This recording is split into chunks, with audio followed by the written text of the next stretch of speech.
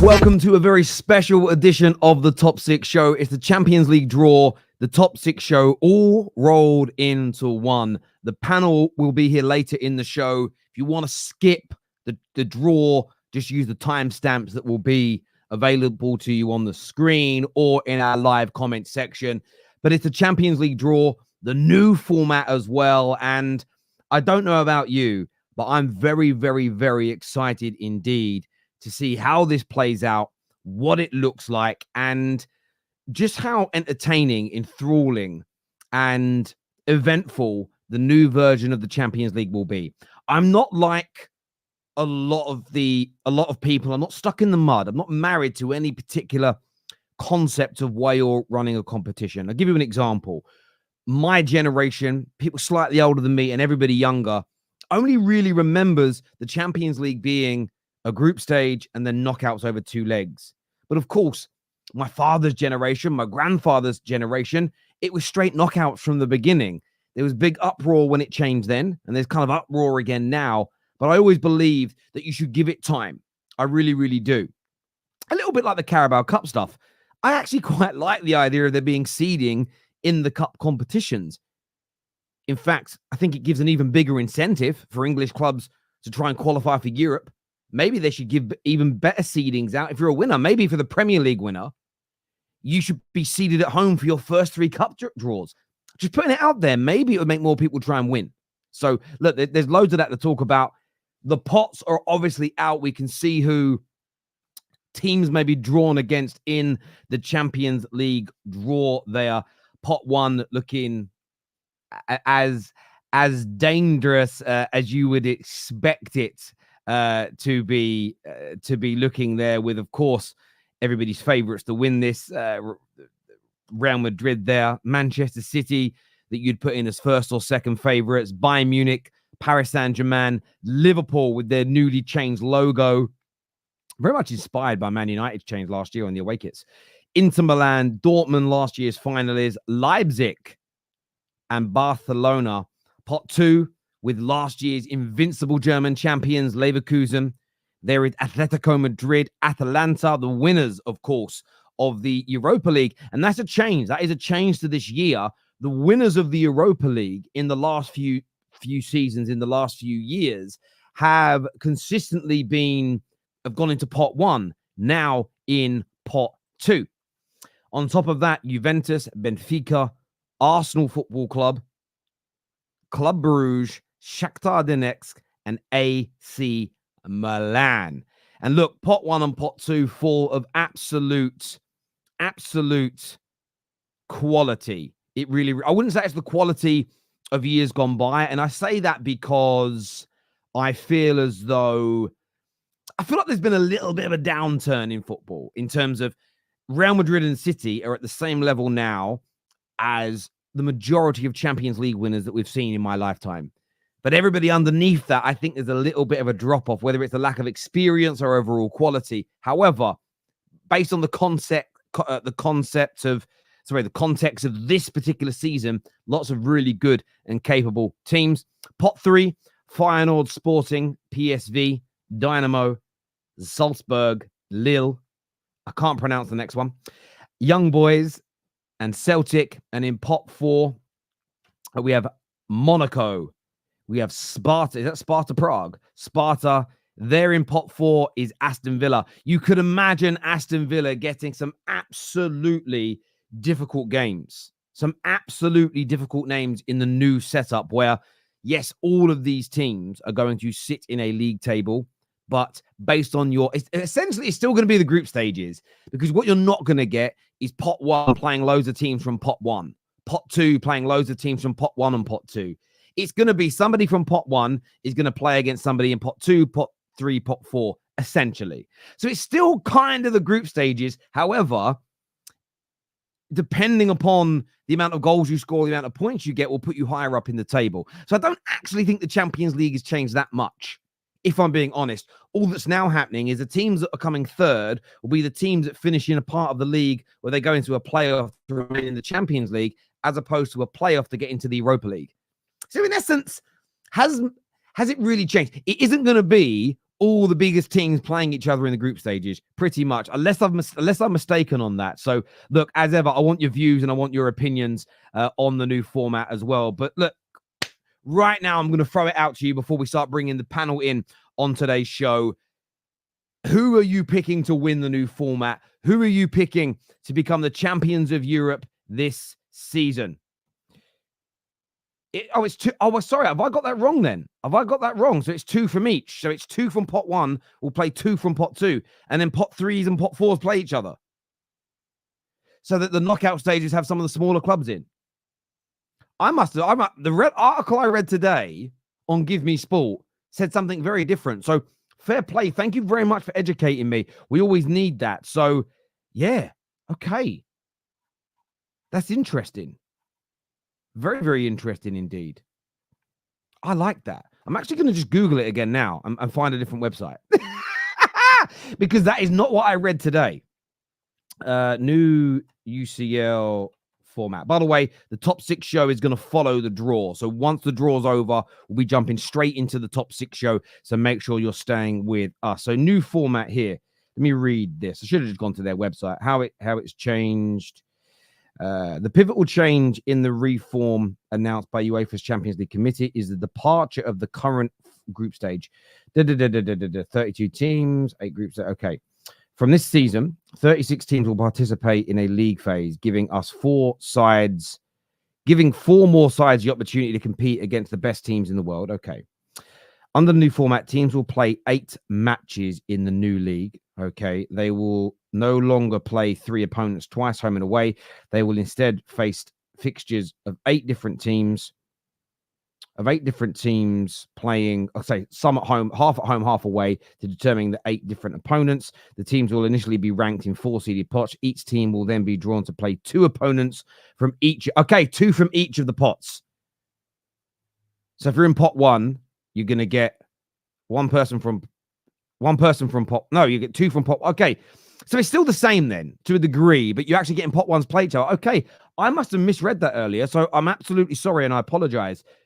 Oh, that is exciting though, isn't it? See, I look at that and think that is exciting. Okay. I don't think their article was read wrong. I must have that. Yes. You've left a comment. The pinned comment. There is top 6 show after this show. So make sure you're staying with us. Okay. So that makes a lot more sense now. That makes a lot more sense in relation to, well, not more sense. It's fairly similar. I don't think Gimme Sport has done the article right. I must have just misread it or misunderstood it. So there we go. Where's Man United? Yeah, we're in the Europa League. We know this. Bit of dead banter at the start of the day. So there we go. There we go. How much longer until the draw? The draw starts in about 6 minutes' time, but it's an hour, right? So I think you're going to get a lot of awards. I think Ronaldo's getting an award today and whatever else. So that's going to start in about an hour's time, in the next hour. And then from 6 p.m. until around 7, we will be live for the remainder of the top 6 show with some big transfer stories and also previewing Man United versus Liverpool as well this weekend. Henry Wright's with me now. The rest of the panel will be joining us momentarily on the show. Henry, cheers for coming on, mate. Welcome back to the show. The new Champions League format is here. Are you excited about it? Skeptical? A little confused? Where are you at with it? I'm excited for that and the Europa League. The Europa League's got the new format as well. So it's 8 group stage games for both of our teams. But yeah, the Champions League, I think, correct me if I'm wrong, I think the Super League proposed this 3 years ago when it all kicked off, and UEFA have adopted it in a slightly different format. But, you know, I think you play. So if you're in pot 1, you play someone else from pot 1, then 2 teams from pot 2, 2 teams from pot 3, and 2 teams from pot 4. That's what I'm a little bit confused. They said you play 2 teams. Yeah, you play 8 games, which means. So if you're in pot 1, you get 1 from pot 1 and then 2 from all the others. Yes. So essentially, it's like the old format, but with a bigger group, and you only play 1 game, and you get somebody from your own pot. The hard thing about it is you could get 2 teams from pot 2 and 1 team from pot 1 and have to play those 3 games away. So you play 4 games at home, 4 games away at random. So let's say you get Real Madrid, Atletico Madrid, and Borussia Dortmund. You might have to play all those away. So say Liverpool, for instance, play 3 teams. Sorry. Let me just cut in. When I say it's 2 from all pots, how can it's 2 teams from each pot, but you can't play 2 teams from pot 1 because then you're going to have 9 teams in a mini group. So it's 2 from each pot. But that's just it, and that's why this new format is so hard to call. I don't think you can predict a winner at this point.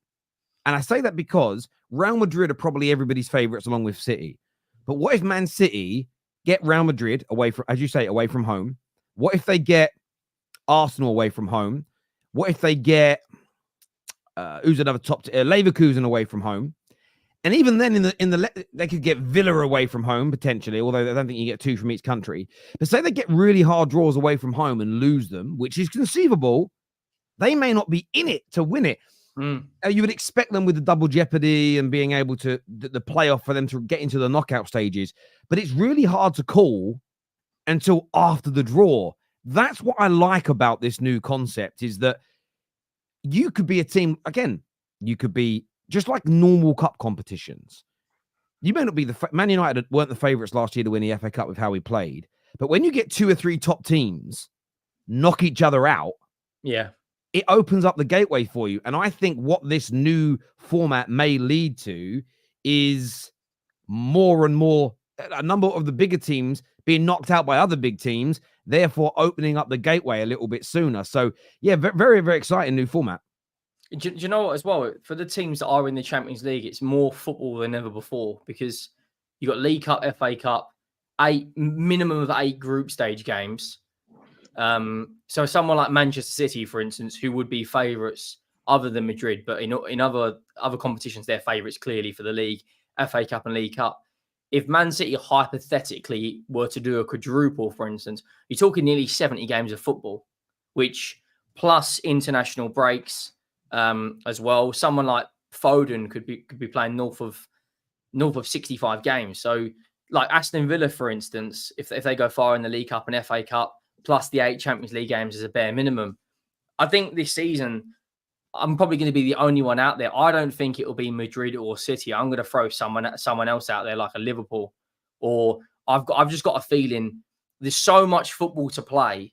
Like if one of these big teams gets an injury along the way, like Arsenal, for instance, FA Cup, League Cup, Champions League, it's so much football. There's going to be so many injuries. It's going to be unreal. And it's the same with the Europa League. Tottenham and Man United are going to have, if Man United were to go to the final of the domestic cups again, which we've seen in recent years, and then play a minimum of 8 Europa League games, like surely the injuries are going to be obscene this season. Plus the Nations League as well. They are if in Mason Mount, to be honest with you. What's going on, guys? Yeah, how you doing? Egal and George have joined us here as well for the Champions League draw. Plus, this will go and merge into the top 6 show as soon as it's over. There's 5,000 people tuning in right now, which is amazing. So hit the like button for us. Make sure you are subscribing to the Football Terrace as well. Egal, obviously your team's in this. It's the first time with the new format. How excited are you to be playing in this in its sort of inception year? You know what, Terry? I haven't really gotten a grasp of how many players from each pot are going to be in each section of the. So just explain it, because I got it wrong at the beginning. So basically, there is 2 teams from each pot that go into a round of 8 fixtures. So you'll get 8 fixtures. You'll have 2 teams. You're in pot 2. So you're going to get 2 teams from pot A. So Arsenal will get 2 of pot A. So Barca, Leipzig, Dortmund, Inter, Liverpool. I don't know if you can play your own nations. We've got to check that out. Someone let us know. I don't think you can. You can. So you're going to get Real Madrid, Bayern Munich, PSG, Inter, Dortmund, Leipzig, or Barca.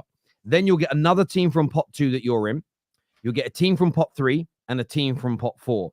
Then what happens at random is it will select which of those games you play away and which at home. So you could play all the hard teams away and all the easier teams at home, theoretically. So, it's a very interesting new concept. Then it gets even more complicated because then you've got the playoff and then the relegation side of it. So Arsenal will face 1 team from pot 2, 2 from pot 1, 2 from pot 3, 2 from pot 4. If you're in a position where you're neck and neck with the team who finished 9th and the team that finished 10th on goal difference, you then go into a playoff. So you then could have another fixture, home and away. Just catching up, Rick. Just so I understand, you said they play one team in pot 2. Wouldn't they play 2 let's say teams? Arsenal are in pot 2. No, because they're in top 2. So there's 8. So 8 teams go into like a mini into a phase of playing each other. So 2 from each pot, including yourself, of course. But they're at random, George. So you could play 4 teams away. So Arsenal could theoretically play Bayern Munich, Real Madrid away, Atletico Madrid at home, Club Brugge and Standard Liège at home, and then like 2 teams from pot D. And then depending on how many games you win, it's like a league format. But 1st to 9th or 1st to 8th automatically go into the last 16. And then it's 10th to 19th could potentially go in a playoff. Well, then the next group go into a playoff, and then whoever wins that playoff goes into the last 6. Goes into the knockout stages. You know, if I would be able to pick teams, I would not shy away from the big teams. But obviously, I would want to face 2 teams that have tormented us for years. Barcelona, you're 100% getting Barcelona and Bayern Munich. I want Barcelona and Bayern Munich. And I'm telling you right now, if Arsenal played in the same group as Barcelona and Bayern Munich, I would still feel confident to come out of that group. I think you could say that looking at their teams now. I think Barcelona especially, they're not a strong team. I think Arsenal are definitely stronger than them. So I wouldn't be afraid of them. But trying to call out the big boys early in this, the way that this competition works, I wouldn't want to do that as an Arsenal fan or say, bring me the big teams early, because you're bound to play them. You're going to have to face them regardless anyways. Face them later on in the competition, yes, but you don't want to face them early where it could, because this is a league table now. Everything takes into consideration. You're playing 8 games, goal difference matters, goals at home, goals away. All of these little things matter a lot more than it would in the group stage, because there's only 3-4 teams. And now there's 8 in your little group that you've got to now finish above them. You've got to get into that top 8. Every little thing counts. So if I was an Arsenal fan, I'd still want to play the easier teams in this early stage and then get the harder teams as you build out. Everyone wants to play the easier teams. Yes, no, I just want to clarify. Sorry, let me just jump in again because sorry, I'm saying So reading it again, it is. You were right, George. It is 2 teams from each pot because you have to play 8 games. So Arsenal will play 2 teams from pot 2, 2 teams from pot 1, pot 2. Pot 3, pot 4, and with the way it works, everybody's going to end up playing 8 games. So that's how it works. So it isn't 7 teams, 8 teams. So my mistake on that. So, but the rest of what we're saying, I think, remains absolutely the same. I think there's again, this is what I like about it, because we don't know what we don't know yet. Maybe there is mileage in playing the more difficult teams first, because if you beat them, if Arsenal get Barca and Bayern at the Emirates and beat them, that knocks out 2 potential. That could lead to them not qualifying for the knockout stages later in the tournament, as an example. Equally, you draw them out as your teams. You go yes, and then you have to go away. Going away to Bayern Munich now, and even Barcelona now, is still a difficult thing to do in football. Going away from home is always harder. So that's what I like about it. Are you confident with Arsenal? How do you feel about Arsenal this year? Egal, in terms of, you haven't won the Champions League before. Last year was your first time back in it in a while, but with the change in the format, with the growth of your squad this summer, are you feeling confident of getting closer to that destiny? Terry, I feel like the cup competitions, especially the Champions League, there's an element of luck. So depending on which route you get, you're going to feel more confident. Like, we could end up facing Real Madrid in the round of 16, and then we might not feel as confident. But if we get Real Madrid in the group stages and we face some of these top teams in the group stages and we play quite well, that would give us the confidence to say, you know what, we have a chance to go on and win this tournament. At this moment in time, it's too early to say. Cup competitions are nothing like league format, where the best team usually wins in the league. Cups, not necessarily the best team always wins. Chelsea finished outside of the top 4 in the Premier League twice and won the Champions League. It just goes to show you, like, you don't have to be this year, though. I think the Champions League will be a lot more competitive, because there's a higher chance there's the good chance of the good teams getting another good team. And then the group in pot B, there's still a lot of good sides in there. And the fact that I don't know how they identify who plays who from the league into the last 16 out of the top 9. It will definitely be more entertaining. Well, again, I mean, go onto the website and read it. But I mean, they'll probably just do a draw. I mean, they might do a draw. I don't think they should do a draw. I think they should do what they've just done with the League Cup and seed it. If you win the group stage, you should be given statistically the worst team remaining in the tournament. That's what I was going to say, Terry. It should So be you're sort of saying like you're trying to playoffs, introduce like, American teams? Yeah, That sounds like the that's what I'm NBA. saying. No, that's not an Oh, Terry, you're trying to introduce basketball teams. Egal. That's not an NFL American type theme. team. That's not an American theme. That is Yeah, Wimbledon it tennis. is. Wimbledon invented that for sport, and I didn't know Wimbledon was in America, bruv. No, the playoff type seedings. No, it's not. We do it in England, bruv, with the players in the championship. What are you talking about? You guys do The championship don't do that. Hang on. Playoffs, yeah, they do. In the seed, playoffs in the third championship, the against team that sixth, finishes fourth third against plays the team that plays seventh. But I'm talking about, and we've done seeding in sport in England for 125 years, bruv. No, I'm just America. saying. Oh, People America. are always against Americanizing the sport and bringing things that are like you see in the NFL and the NBA and the playoff system. Yes, you guys do have that, but the seedings.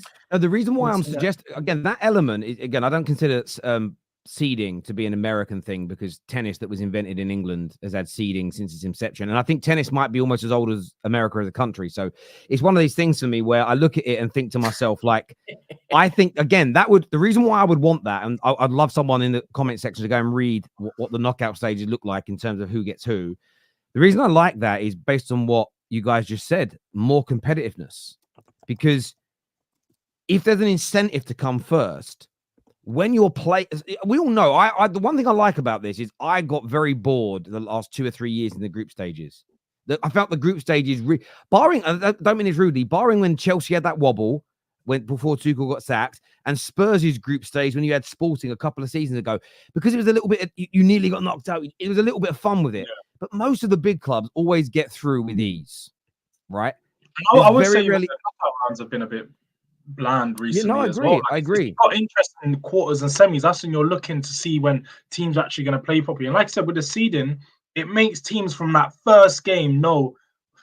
What does it say? Look, it's semi-seeded, so it's the top 8 teams will play against the bottom 8 teams. So it's a little bit, it's a little bit seeded. And by the way, the Champions League's always had an element of seeding in it because there's the pots, and on top of that, if you won your group, you played the team that came second in their group. But yeah, I still think, again, because you're gonna have, if you say like you come bottom of the pile and you go into the playoff game to remain in the tournament, that should be the team, if they win that playoff game, that plays a team that came top. That way you're rewarding success, but that's just me. Can I ask a question to the panel and everyone in the chat? Do you think that the top 6 European teams in the Premier League will very quickly, and I don't mean it disrespectfully to the League Cup, but just won't prioritise that at all? Because Man United and Spurs in November and December are going to have, if they get through the 3rd and 4th round of the League Cup, are going to have a huge fixture pile up. Like if Spurs hypothetically make the 5th round of the League Cup, it's 10 games in December. So what? Surely Liverpool, City, United, Spurs are going to play I'm not going to lie to you. You're not going to get any truck with me on this one. Then our clubs have to stop traveling around the world. Your club does it post-season as well, post and pre-season, traveling around the world, knackering themselves playing games. So that's why I don't ever... The size of our squads now compared to 20... We're only playing on average 10 games more per year now than we were playing in 1999. But the size of the squads are bigger. The quality of the squads is bigger. Sports science is better. We understand how to rest. The diets are better. Plus, clubs are flying themselves around the world to earn more money. For me, I don't think it's unless there's a medical evidence that this is detrimental to the long-term health of these football players. Other than that, I think it's a case of crime or. I don't care. I can't hear people moaning about fixtures. I've seen all the big clubs do it. I'm not moaning about it. I'm just saying, do you think teams will throw it? Like, do you think the only teams that will moan about it are the ones that fail? I've never seen a team. My team's won a treble. When City won their treble, I saw not a single City fan go, but look at the games we're playing. They didn't say it. The only teams that moan about fixtures are the ones losing. There are times when I think you can complain.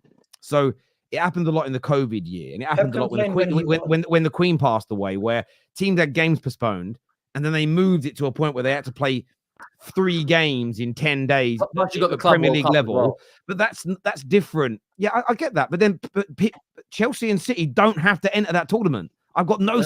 They're entering it but they're entering it for the money. So I don't care. That's my point. But guys, they already... Sorry, let's go to George for a minute ago. Go on. Yeah, sorry, I was just going to say the way that I see it is we've had this whole transfer window to build out a squad to prepare for a season like this. All of our teams had.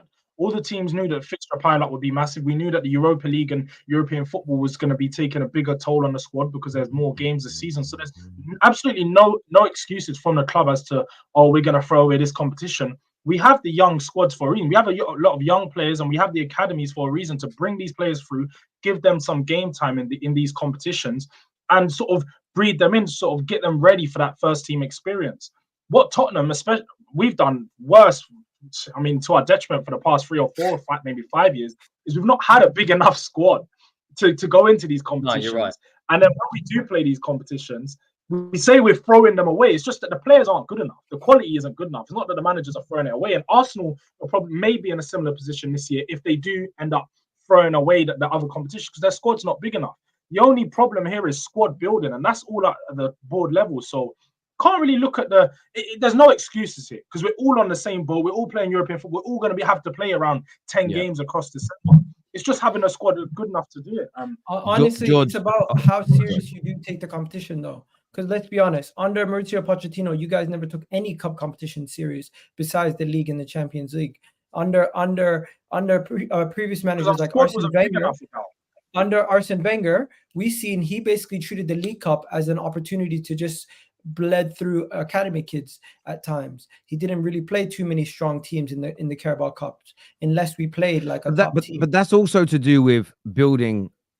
So between your academy and your purchases, that's about building a strong squad. So the reason that you've seen City be so formidable across all competitions for the last 7 or 8 years is that they may not have the biggest squad, but they have a squad that has serious depth. So when they play a League Cup game and they make 8 changes, that team's still good enough to win most Champions League games. The problem a lot of clubs have is as soon as they start bringing in academy players, most aren't good enough at that level and their squad isn't strong enough. But when you look at how much money that all of our clubs have spent in the past 5, 6, 7 years combined, there is no excuse to not have a squad. Equally, our clubs don't have to accept being in these competitions. You could say, do you know what? We're in the Europa League. Spurs could say we're in it, but we're going to exhaust our players. Do you know what? We're pulling out. You can pull out of the FA Cup. You can pull out of tournaments. You don't have to be in them. So I just don't buy into this poppycock nonsense that it's. I get the players, they want less games and want everything else, but at the same time, my pushback against the players, and I'd love to talk to them about this, is you want less games, but you all keep wanting an increase in the money that football makes through all these games.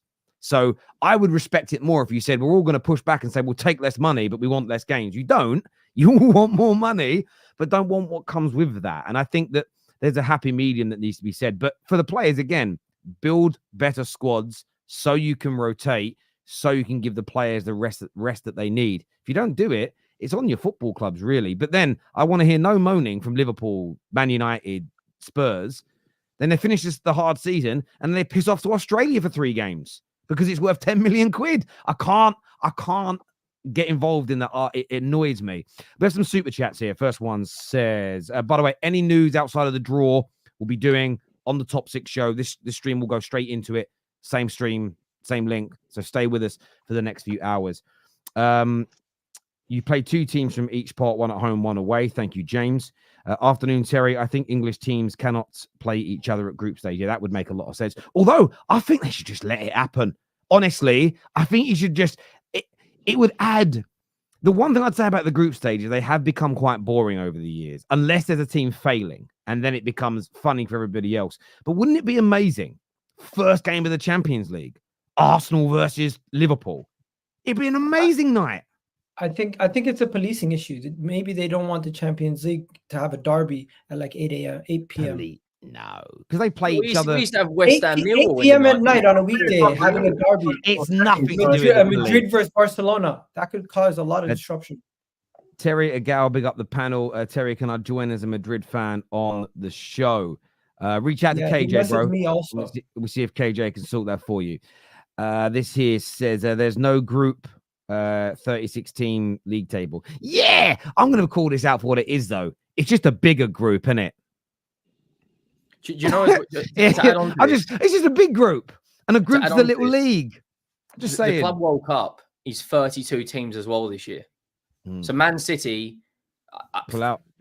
Pull out. Wait, what? Pull The out of club it. will Yeah, give us I how just- many? just Pull read out of it it, but why are on they in City's it? They website. want the money, baby. They want the money and the pride that comes with it. But that's life. If you look at it, Egal, there's Chelsea and City have got in January and December will have up to 15 games a month. And Liverpool? Yeah, it's a 32 game format. It's exactly. I'm reading it on City's website. And the only team not panicking is Man City.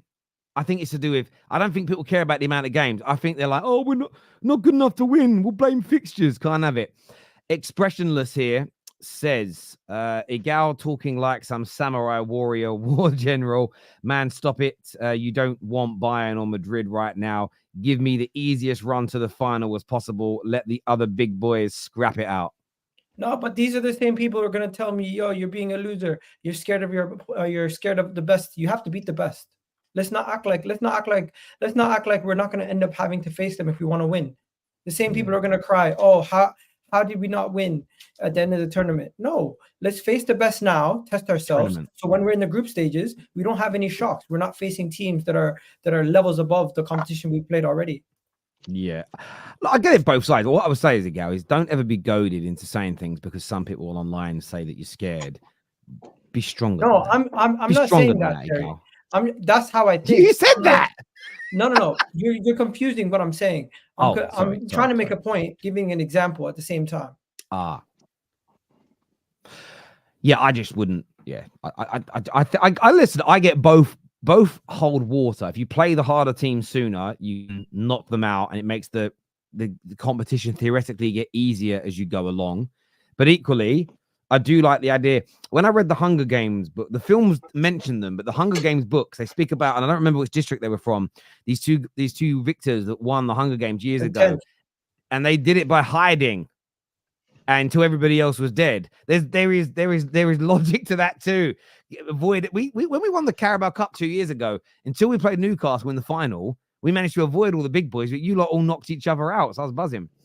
What do you guys make of that, by the way? A lot of fans are not in Europe this year very angry at the seeding in the Carabao Cup last night, especially West Ham fans. They were fuming. I don't know what you boys made of it.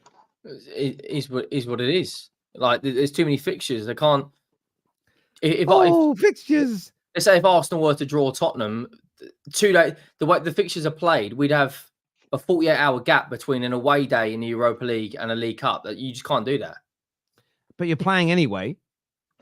No, but they're moving the League Cup now so that we're on the weekend, aren't we? So he's separated between the. If I may be wrong on this, but as my understanding is, no dates have been confirmed. But the top 6. Yeah, but whether you draw Arsenal away or Barnet at home, you're playing the same amount of games, right? Yeah, you are. But for some reason, they want an extra day's rest in between fixtures. I get that, but that's nothing to do with the seeding. Oh, Why did they do it? Why did they do it? What was wrong with the seeding? I didn't actually know what the problem was. I know that there was obviously the top 6 couldn't play each other.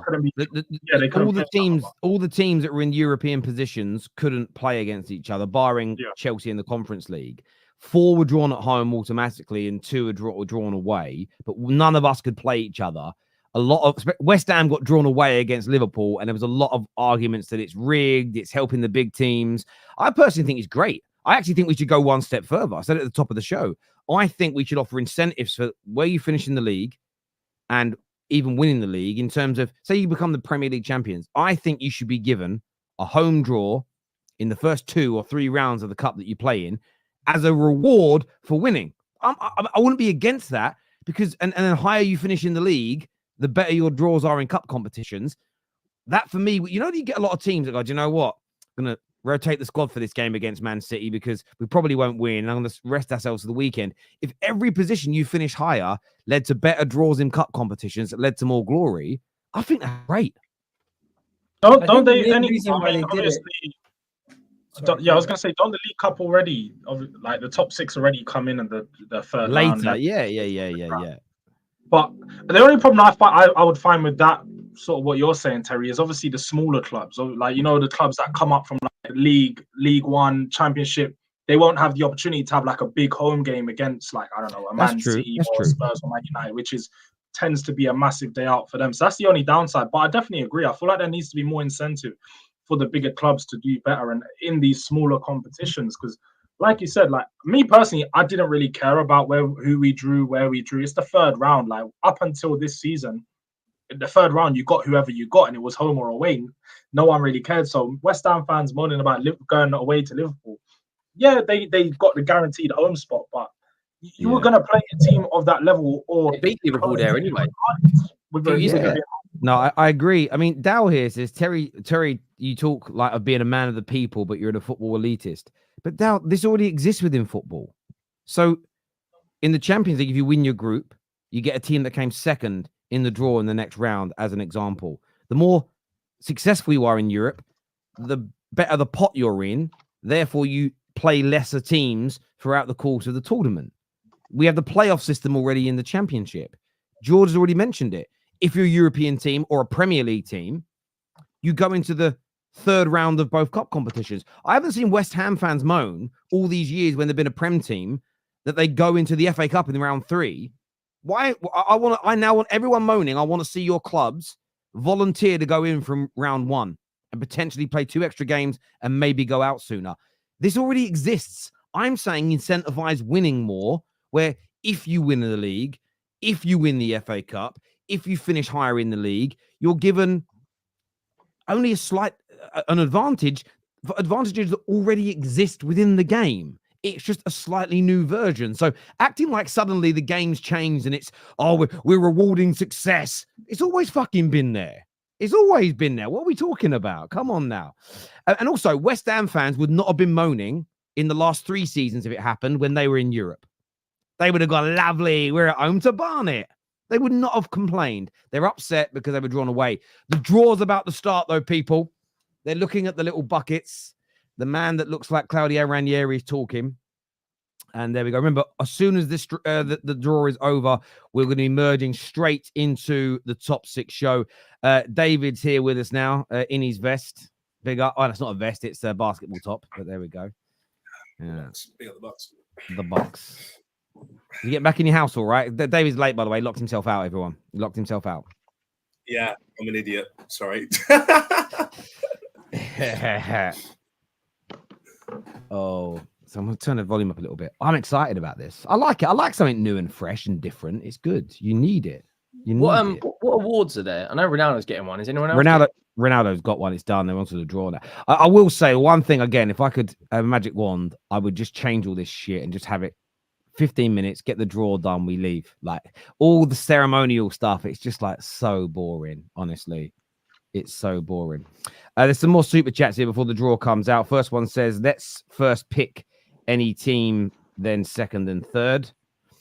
This here says the pairings of the knockout phases will also be partly determined by the league phase rankings. That's great to see. Again, other than the people that, you're an elitist. No, you're rewarding success within sport. Third place versus third lowest playoff winners, etc. That makes sense.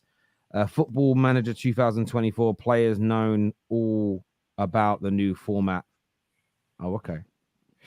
How they got more clips of Chelsea and United than Arsenal there? Because we both won it and Arsenal haven't. Yeah, that's why. Like, just because we're not in it doesn't mean that we're not Champions League royalty. Jesus Christ. Do you know what I'm saying? Us sitting, me and David sitting here with our 5, them 3 with their O's, isn't it? It's all good. But we're not in it this year, so gutting still. We got robbed of one. That 2009, it would have been another Chelsea United final. We got robbed. Do you know what's funny? It was closer to this Champions League format than it was the Europa League. So, because it was the second, third, and fourth place team. So, no, I'm not saying Champions League, but it's close enough, innit? No, but Arsenal can. Arsenal won the version of the UEFA Cup when it was called something different, but it was the same format you won it in.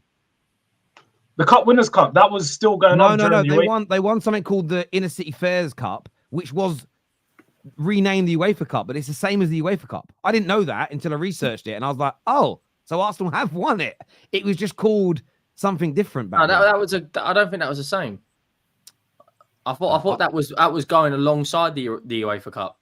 Let me go and check. Right, let me go and reread it again because I'm not chatting absolute waffle though. To be fair, no. I mean, I could as well. I read it, so let me go on to the agendas are agendas, but yeah. So they won the Intercities Fairs Cup. So when you click on the Intercities Fairs Cup, it says founded in 1958, abolished in 1971. But it goes on to say. Let me just read this here. It later became. Oh, God, where am I going to read it here?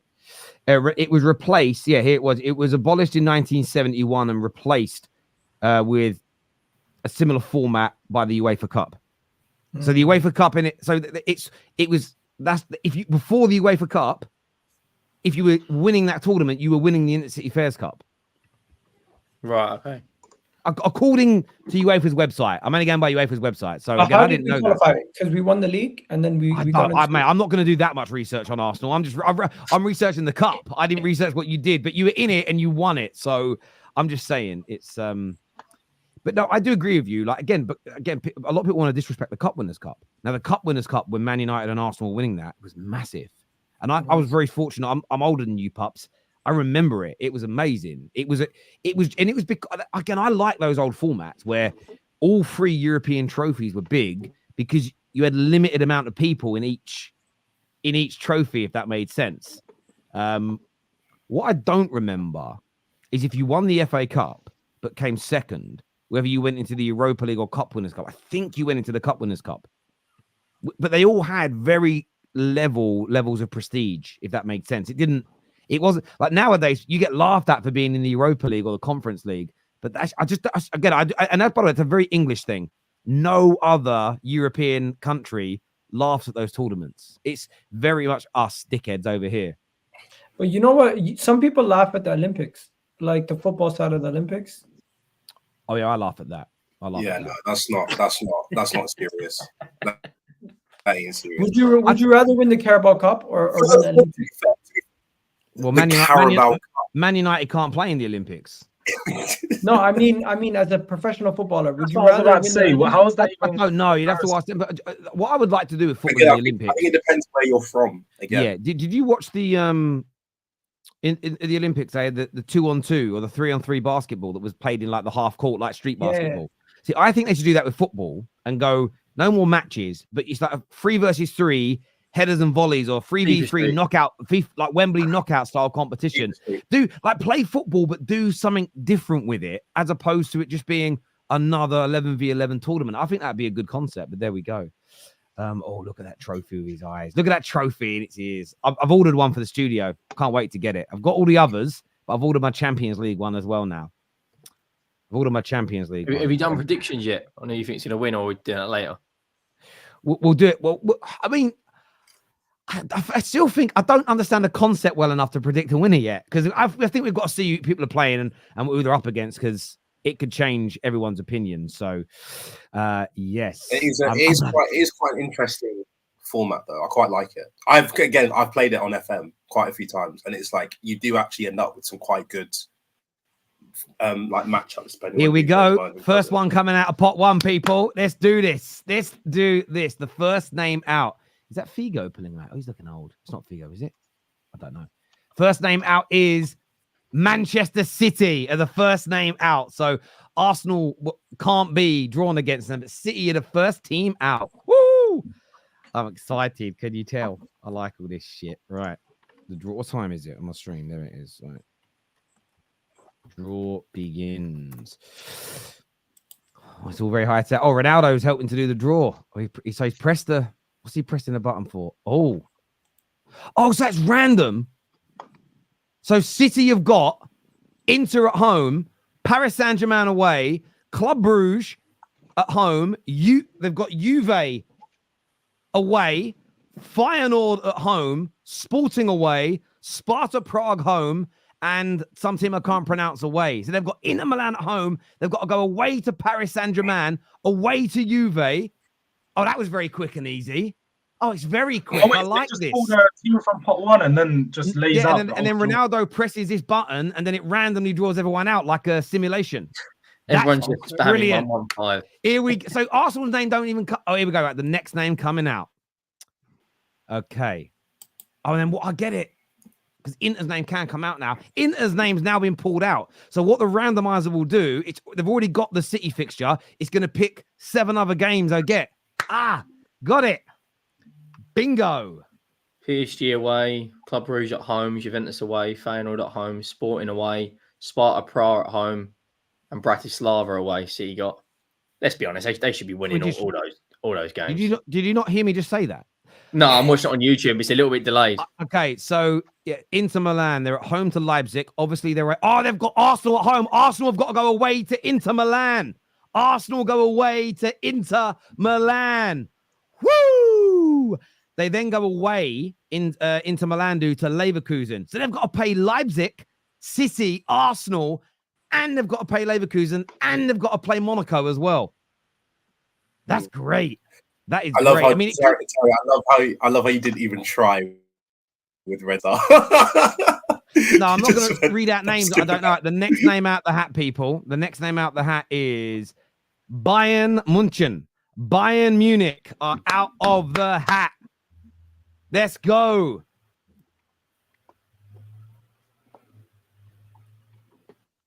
This is why I'm hoping Arsenal get. Here we go. It could be another Arsenal. Yeah, Arsenal could get them as well. The randomizer's been pressed by Cristiano. He's looking slick. They've got PSG at home. They've got Barca away. Benfica at home. Shakhtar away. Dynamo at home. They go away to Feyenoord. At home to Bratislava. And they've got to go away to Aston Villa, Bayern Munich. Bayern Munich come to England to play Aston Villa. Woo! Wow. That's Terry, amazing. they got some tough fixtures. Do you see that? They've got some. Everyone's getting tough fixtures. Everyone. That's the point. Fucking love it. PSG, Barcelona, Benfica. Yeah, I read it out, mate. Yeah, I heard. No. No, I'm winding you up, mate.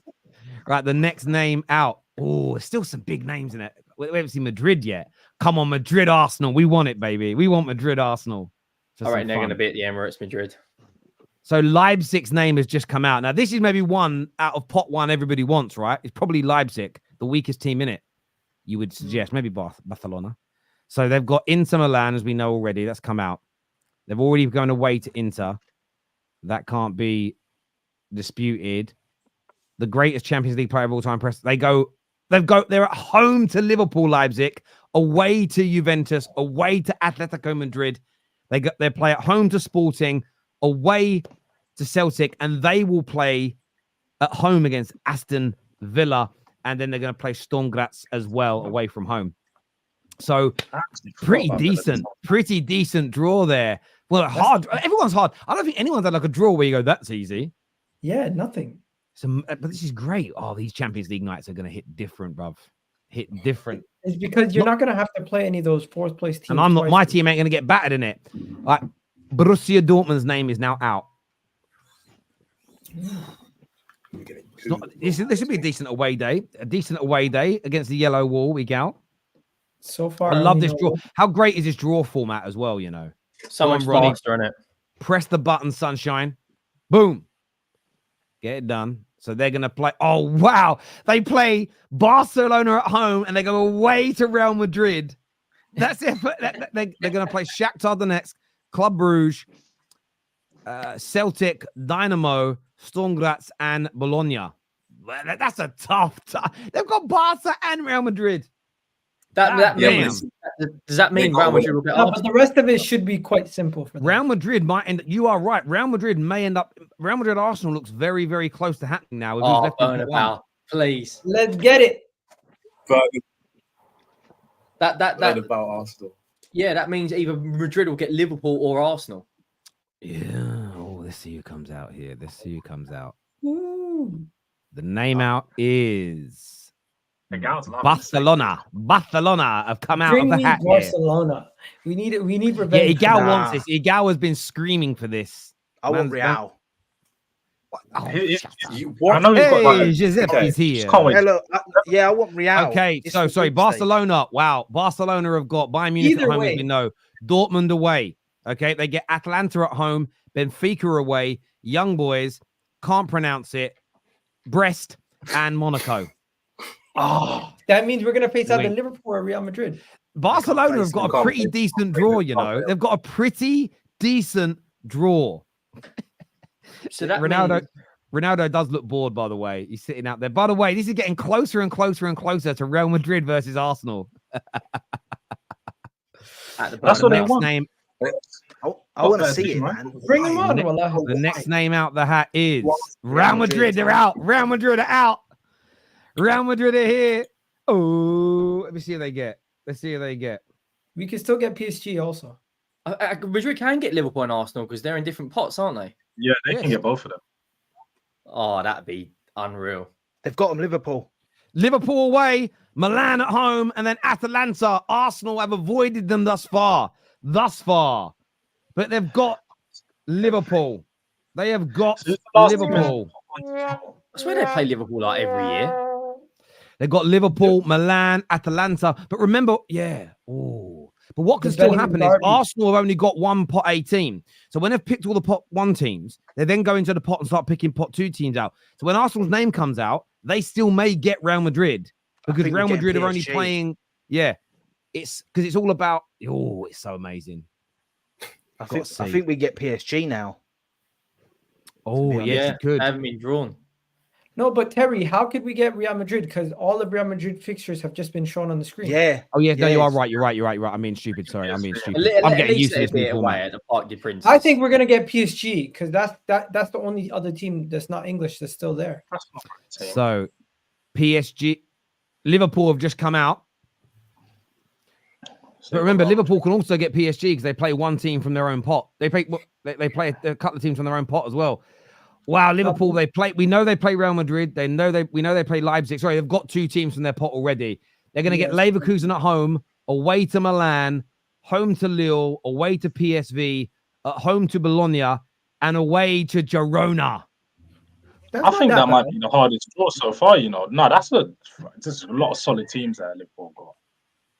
But the good thing is they're at home to Madrid. That's going to be a great group game. So this means we do have Arsenal does have PSG.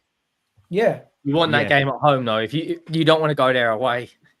But their fans are Do you nuts. know what? I don't mind because you listen. At the end of the day, you probably only need 4 wins to proceed to the next round. So there we right? go.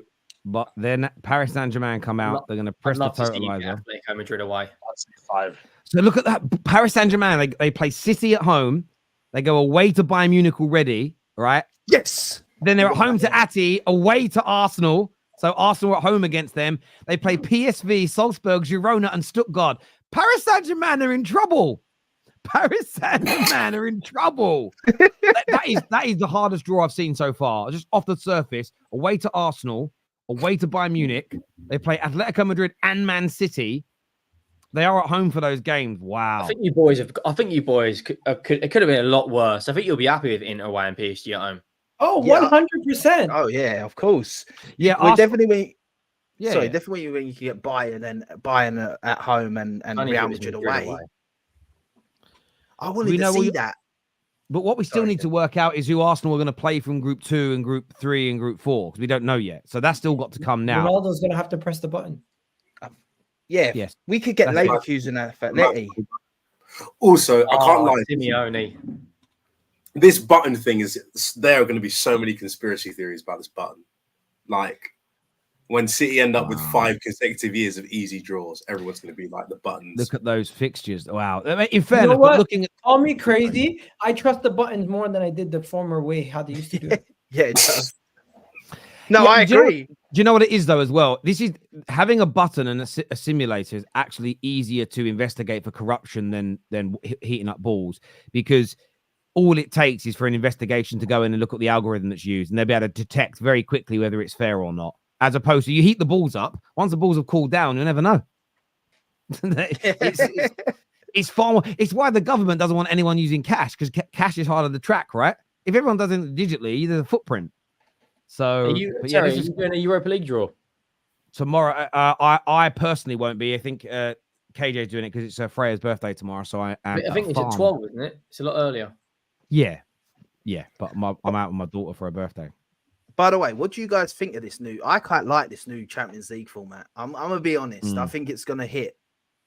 I think it's gonna make for better TV. It's Well, already that made look- the draw better.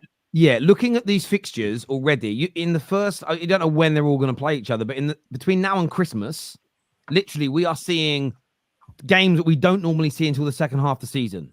Do you know what I mean? And what it then does, it makes some of the games against the lesser teams more exciting because everyone's going to lose games. I don't see it. One might, but it is very conceivable that Arsenal, Liverpool, Madrid, City, Barca, Bayern all lose a game or two against each other, which then means there's more pressure on when they play the smaller teams, less opportunity to rest and rotate for a lot of the sides, especially if you're not at the top of the league. So yeah, there's loads of great stuff to come out. Plus, you want to finish as high as possible because you want to get the easiest draw possible in the next round. So here we go. Starting the pot 2 draw. Let's see. Have you also seen that the last game of the Champions League group, they're all at the same time on the same day? Oh, bloody hell. Yeah. Right. The first name out is Atletico Madrid. Atletico Madrid, first team out of pot 2. You don't want to. This could be a tough. This could be a tough one away from home, Egal. You wouldn't want this. So they're already playing Leipzig and Paris Saint-Germain. Ronaldo's pressing the button. They're gonna. Oh wow. They're gonna be at home to Leverkusen, away to Benfica, home to Lille, away to Strasbourg, home to Bratislava, and then away to Sparta. Yeah, Atletico Madrid are one of those teams you don't want to play against them. No, because they stink the house down and they nick those wins. Absolute shit house, isn't they? See, look, this is where Maradona, that's why we call Maradona the more one. Pressure to beat the lower teams, yes. So say you're sitting 8th in the league because you're Man City and you lost a game to Madrid and you lost a game to PSG. Then when you go in to play one of the smaller teams, you have to win. There's less pressure. When it's in the group stages and you get the back-to-back game against the easy team, those 2 wins pretty much guarantee qualification, my friend. Come on, Maradona the moron. No, but is this going to be the order and how you play the games? No one knows yet. That hasn't been. We don't know yet. I don't think they're showing the dates on the screen. Atalanta have come out. Atalanta play Real Madrid and Barca, as we know, Europa League winners last year, and they will be up against Arsenal at home. Arsenal go away to Atalanta. They play Shakhtar away. Celtic at home. Young Boys, Sturm Graz, and Stuttgart. So Arsenal, another one of your teams now. You've got PSG.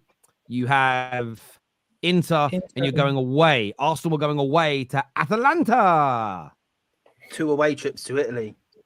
Right, No, you like that? Hey, I can see the motherland, eh? We're going to go say what up to Kolasinac. The next I'll name take team these. out is Club Bruges. You want this one, wouldn't you? You want a bit of Club Bruges. I mean, Good you want trip it to away. Belgium. By the This wouldn't way, be- you can't get this one. by the away. way, This we one can't doesn't we can't get AC Milan now. Oh, yeah. AC It's gonna be- Milan. Who they're going to get? The Atalanta's button's not been going to pressed. be an easy game. Juve at home. Wow. Club Bruges, right? So they're Dortmund at home, City away, Juve at home, AC Milan away, Sporting at home, Celtic away, Villa at home, and then they go away to Sturm Graz. Club Bruges have got an almighty run. See you later, Club Bruges. Sorry to be rude. Although Bruges is a brilliant holiday, by the way. Go to Bruges. You've only got to come like 24th in the league. Imagine to have a chance. if you're an away fan going to these games. That's going to be fun. Yes, very true. All right, next name out. Come on, whoever you are. I just realized who that is, actually. I don't know why I didn't recognize him before. Bayer Leverkusen. Woo! Go on, give Arsenal Bayer Leverkusen. I think we're getting them. We want this. We want this. I'm talking purely for the match reaction shows. I want these good fixtures. Let's go. Let's go, Ronaldo. 91st minute winner for Bukayo Saka. No, you haven't got them. So they've got Inter Milan. Wow. They've got Inter Milan, Liverpool, AC Milan, Atletico, Salzburg, Feyenoord, Sparta, and how is that team pronounced at the end there? Brest. Is it pronounced Brest? Yeah. Brest, isn't Okay, I it? thought there might have been like a way of saying it. To be fair, I think we Xabi get Alonso Benfica versus now. old team. We get Benfica or Shakhtar now. We've got an easy draw. No Can't get excuses. Italian. No excuses. I love Arsenal. Here we are. Arsenal's always name say has it's just an come out. easy- So Arsenal's name's come out. So you are now going to find out all of your fixtures. for the Let's remaining tournament. Give us Sporting.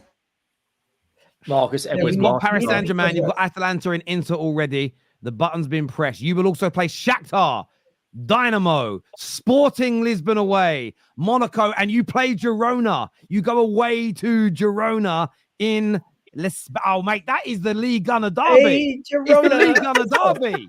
It's the League Gunner derby. Let's go. There we go. love Arsenal. it. See, Great look, one. earlier on, Egal wanted all the hard teams. Now look at that big smile and his pearly whites. Yeah, When they got an it's easy not draw. the Listen, style. That's what you I'm don't get to pick who you want. This is no, I hate no people who are honestly sit there and go like, I want all the hard teams. No, you don't. Don't lie. Nah. Don't lie. No. People just David, You're fronting. You're fronting. Egal You can't want- lie. Look you at that want- grin. Look at that Listen, grin. Listen, you play who you play. You want I'm me to happy right just now. David, I only wanted Real Madrid as a hard team because I want to just see what level we are compared to them. I Oh, already yeah, said that yeah. before you Don't came. worry about them. Let them No, do their own thing. But in fairness, like I would say, like, Arsenal have got a very good draw. As you said, that you only have to get into the top 24 to stay in. Top 8 guarantees you through. Arsenal, I do think Arsenal should be finishing top 8 with that draw, though. You Yeah. should be in the top 8, no playoff. 100%. Again, sir. 100% saves us 2 games as well. Sorry, mate. Can you read out the Arsenal draw again? Yeah, I'll Just get from that. top. I'll get that for you in just a second. It's not up on the screen right now. AC Milan. AC Milan. Wow, they play Liverpool, Madrid, Bruges, Leverkusen, something I can't pronounce. Dynamo, Girona, and Bratislava. Where is Bratislava? Never heard of Bulgaria, I want to say. Have you never heard of that? I have heard of it. I just can't remember where it's. I've heard the name. I might be bugging, but Strasbourg Steve will know. He probably watches them. With Yeah, Serbia, so Serbia, Arsenal Serbia. plays Paris Saint-Germain. Someone says Inter- Serbia, and then somebody says Slovakia. Which is it? Slovakia. Okay, that makes sense. So George, did you still want to know who we play again? We play PSG, Inter, Shakhtar, Atlanta, Dynamo, then Sporting, Monaco, Girona.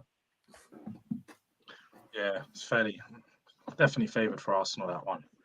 You'd expect a that lot you're of- winning these five easy league for games. Arsenal. Easy pickings. You guys are taking a piss now. I'm not going to say easy pickings. 'cause No, I think the those- level we are, I at think the end it of should be easy. To be honest, I think I'm not gonna lie. We won't, but there's a world where you could win all them games. I'm not gonna lie. There's no like team in there that's like. Go on, Giuseppe, give us an early prediction. How many points? I'm gonna say what is it? 3 points per win. Yeah. Yeah. no, it's 5. Oh, is it? There's 8 Sometimes they games. do 2. Oh, Right, sorry. right. I don't know. This format's crazy. I was like, Yeah, that's I what I'm fell for that saying. one. There's 8 games. All right, cool. So 3, 6, 9, 12. I'd say 20 points. 20 points. Someone click that. Someone click that. All right. 20 points out of 24 points. I'll take. I think that's really good. Hang on. So No, just read out the one fixtures you've got again. So you got We got PSG at home. at home, Inter away, Shakhtar at home, All right, let's Atlanta go for away. it. I think you'll beat PSG. Yeah. What about Inter away? I think you Draw. draw. With 20 Draw. points, that means Draw. you're predicting unbeaten pretty much. No, 'Cause that 4 would be- points dropped. 4 points dropped. That's an L and a draw. So I reckon you beat Those 4 PSG. points drops to be 2 draws. Yeah, but yeah, So if you you pretty no much- 20 You points. have to get 20 20 points points. is You have 6 to. wins and 2 draws, but 19 points is 6 wins, 1 loss, 1 draw. You got to lose at least No, it's one. not. Or, Oh Yeah, yeah, yeah, sorry, yeah, sorry, yeah. I'll change mine to 19 points then. Sorry. I was gonna say something close to that. I was gonna say 18. Well, fair I enough. think no, because I think PSG we could win that. Inter away, a draw. I'll Shakhtar be at home. amazed if you beat Inter away. Shakhtar at home. Will Yeah, win. Shakhtar We should you'll win. Yeah, Atlanta away, we should win. It might A be hard, draw. but we should win. Dynamo at home, Yeah, I- win. I believe we should win all our home games anyway. Sporting away could be tricky. That's the away game. I think you'll win. I don't think you'll beat Girona, Inter, or thingy away. Some great draws in that though. Some Girona are great tough. draws. Like they play. The thing is as well, everyone's going to be banking to win their home game. So when you go there, it's going to be so hostile. Do you know what I like about it as well, though? Is normally like getting 10 points was like that almost guaranteed you through. No one knows I mean, clearly, if you win all your games, you're going to go through. But we don't know the thresholds. That's what I love about the new format. There is the unknown in this. There is how a team's going to cope with the. And I know Maradon said earlier that there's no pressure playing the smaller teams, but there is, depending on how you've done in your home games, how you've done against the bigger teams. Going away in Europe is never easy. If you've lost a couple of your home games against the big teams, lost a couple of away games, and it's something, oh God, I've got to go away to Girona, and I've got to win to not be in the playoffs.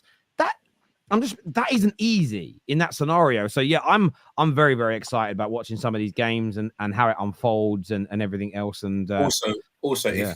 if you slip into the playoff, and let's say, for example, Real Madrid don't do so well, you could end up in a situation where you're just really unfortunate. And even though you finished 10th, Real Madrid finished 21st, and you've got to play Real Madrid home and away in a playoff. That can just happen. Yeah. It's true. That stuff's I'm mad. not gonna lie, I guess the only other thing is you actually haven't said when the games are played, innit? So you might get one of these big teams as your last two games, and then you're thinking like, and even then, or you could have a really tough game. You could have a Sporting Lisbon away, but sandwiched in between two massive Premier League games. It's great. That's what I love about it. It's great. Yeah. We don't know what we don't know yet, and I think that's what's really exciting about the new format. Big up the Super League for bringing this to us, because if they hadn't tried to do this, the Champions League wouldn't have changed. and the thing is as well about this league system is about rotating players against the smaller teams, because you might think, well, we could rotate, but if we win this, we get the 8th place finish, so we don't get the extra 2 playoff games. Which means you get less games. So is it worth rotating, or is it worth guaranteeing 2 less games in the season? No, listen, there's so many permutations. It's really, really great. Now they're doing the pot 3 and pot 4 draws. I'm not going to lie. I've got no interest now. I'm a Villa in it, I suppose. I've got no interest now. All our boys are out. All the top 6 boys are out. So it's like, Terry, I've also found it funny that you thought Buffon was Figo. I realized when I first saw him, I just looked up and I saw his head was down. I thought it was Figo. As soon as he lifted his head up, I tried to not say anything. Thank you for outing me. I just saw his head. By the way, is that Figo? No, it's Buffon. If it's true that you're based on the pots, isn't that your first home game, first away game? It's in that order, right? Because I'm looking at it right here. That's what it says. The order that it comes out in, I think that's the order of your fixtures. Yeah, that's the order you play in. So your games get so everybody's games get easier as they go along. There you go. Yeah. So, but the bigger teams, and then the smaller teams. Hang on, I'm sorry, because that would mean the smaller teams' games get harder. I mean, but that could again. That creates a psychological edge, because if all the small teams play each other first and all the big teams play each other, halfway through, you could find loads of the big teams at the bottom and the smaller teams near the top. The pressure I don't think that will happen, even just for UEFA viewership. They couldn't. No, you got to mix it. You got to mix it. Yeah. Bro, I'm looking at it right now. It's telling me from Man City's fixtures, they've given you the list of fixtures. They haven't given you the dates yet, have they? No, they're saying the pot 1. I'll say sorry. The fixtures are being announced on Saturday, so they and I think they've got to work that out, because so the fixtures when you play them will be coming out Saturday. You see, I thought pot 1 meant first home fixture. My bad. Yeah. By the way, no one was listening because we can't have the sound on when we're watching those streams because we get copyright strikes. So yes, thank you, viewers. You're part of the terrace as well. That's what you're here until tomorrow. David, how do you feel about this? Saturday, Egal. Saturday. It's Thursday. Bro, I don't know what day it is. How do I feel about what, Giuseppe? How do you feel about this format in the Conference League? With it's not in the Conference League. Oh. He's trying to take the piss. You know what I mean? This is embarrassing. No, it's embarrassing because all I have to respond with is 2 Champions Leagues. Oh, here we go. I don't want to hear it. I thought you meant 2 years out of the Champions League. Who knows? Maybe Arsenal wins the first year with this format. 2 years out of the Champions League tomorrow if you were guaranteed to win it this year. Yeah, facts.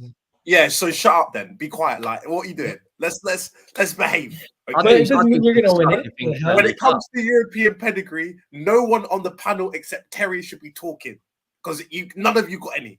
So that's why you're welcome today. Humble yourselves. Hi everyone. The only time I have to humble myself is when Liverpool turn up and it's Champions League talk. Then I have to be like, all right, guys, cool, yeah, you're doing well there. By the way, You're I'm an doing AC well. Milan fan as well. I can be shameless. You can't. No. That's having two teams is is an abomination to European football. No, I'm dual national, mate. That's irrelevant. I'm dual nationality. I don't support an Irish Does that team mean as you well. can have two wives? Yes. You could technically have 4 in my religion.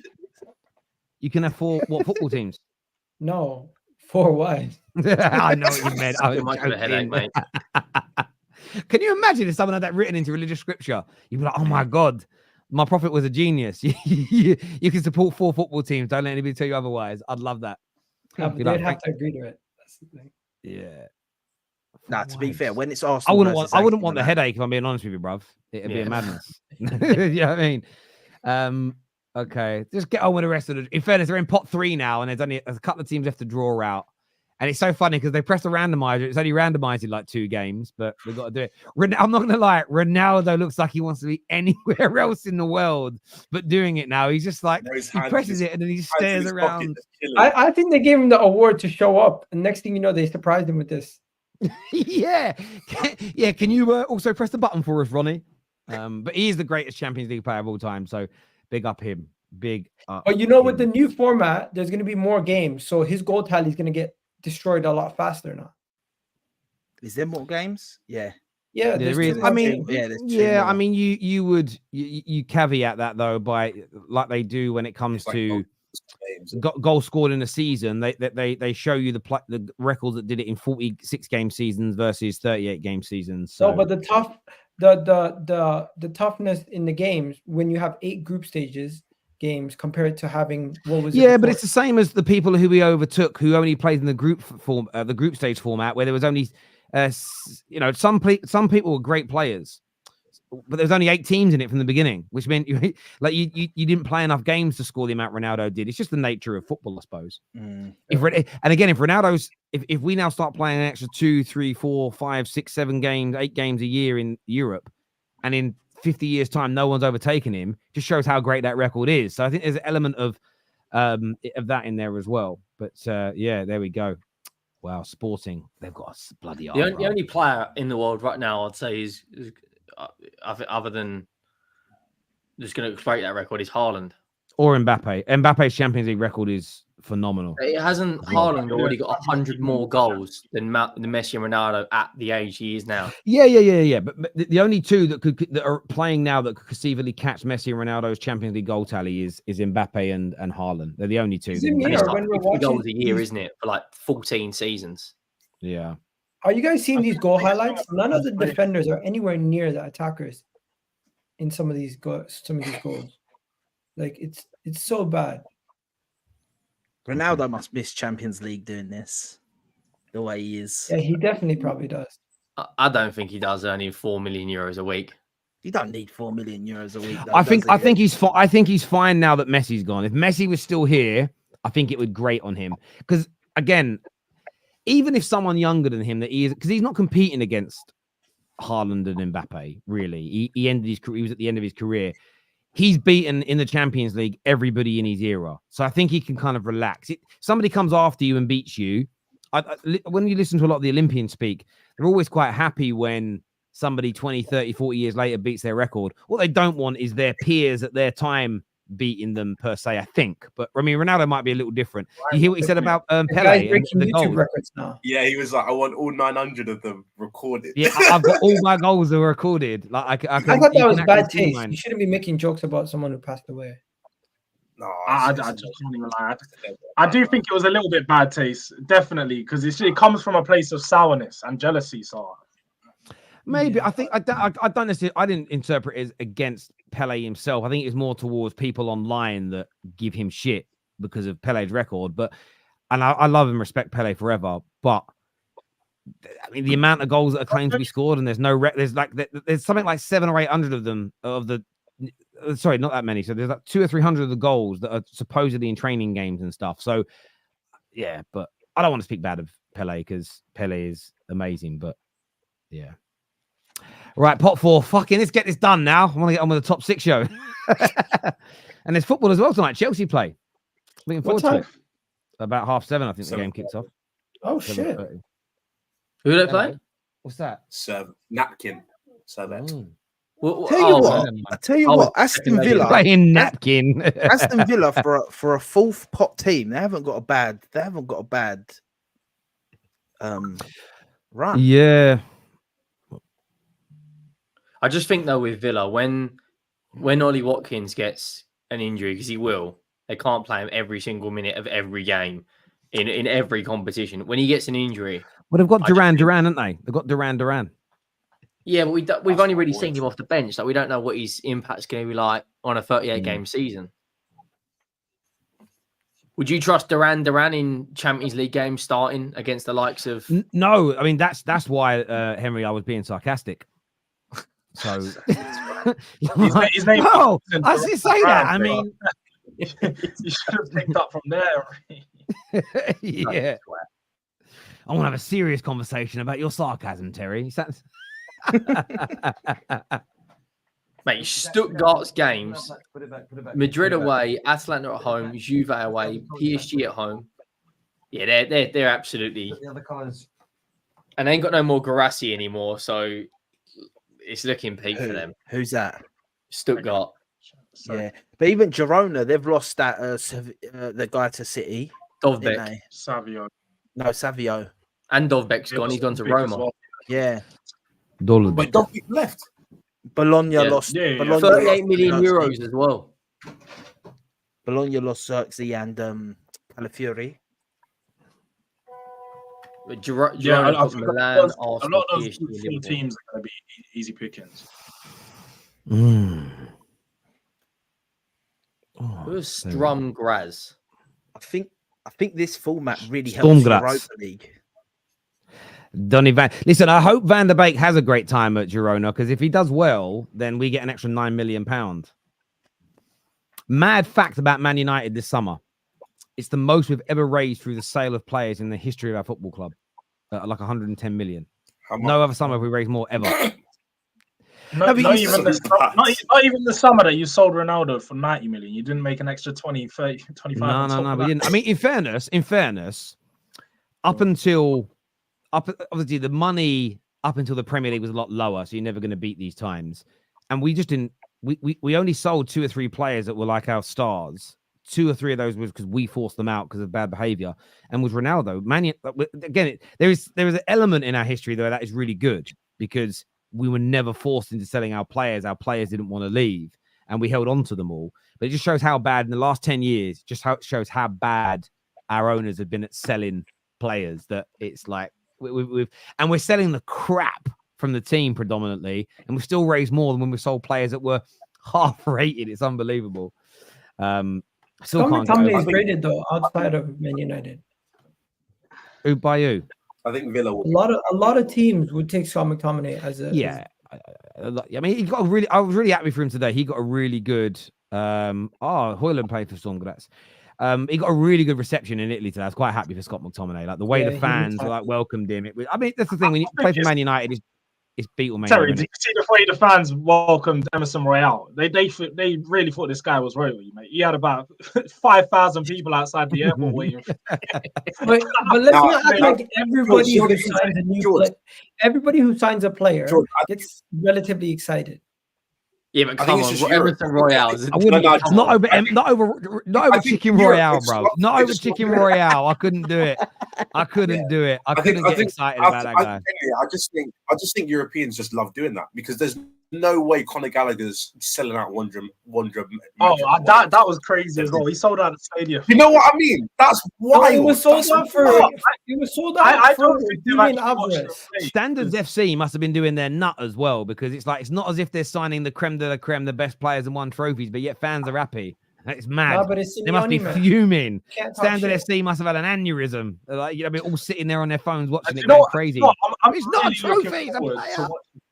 Why are you attached to an employee? No, I'm really looking forward to seeing Conor Gallagher in the Atletico team, by the way, because I don't know if you heard Simeone. He pretty much named 7 positions this guy could play. So you're going to see him everywhere on the pitch again. he's No, he's not a even Simeone player. He can run around and he doesn't have much technical ability. That's what he loves. He can do that. literally perfect. Did you guys see Julian Alvarez was on the bench for the first game, and people are like, "Oh my God, why is he not playing?" He's played This guy's 3 gonna get games eased in. so far, and he hasn't got a What? goal contribution, so they're automatically doing up the 003. Oh man. that's Yeah, hilarious. yeah. I saw someone say he's not Spider-Man, he's Aunt May. It was crazy. Yeah, I saw that. Ladies and gentlemen, we are going to go into the top 6 show momentarily. Make sure you're hitting the like button. Make sure you are subscribing. Make sure you have the bell notifications turned on as well. Very, very important to us that you get that done. But the Champions League draw is done. Of course, we'll get the graphics out and we'll get everything sort of when we know when the fixtures are being played. But some really good draws. I think it's going to be an absolutely amazing Champions League season, it feels, with the new format. A bit of confusion, a bit of ups and downs as well. But I'm excited about it, and I'm sure most of the viewers and everybody tuning in is as well. We'll cover some of your super chats you guys put in. We'll cover some of those a little bit later on the show as well. We'll get that done. All right, that's all updated now. I've updated the title and everything else. But the top 6 show, let's do this.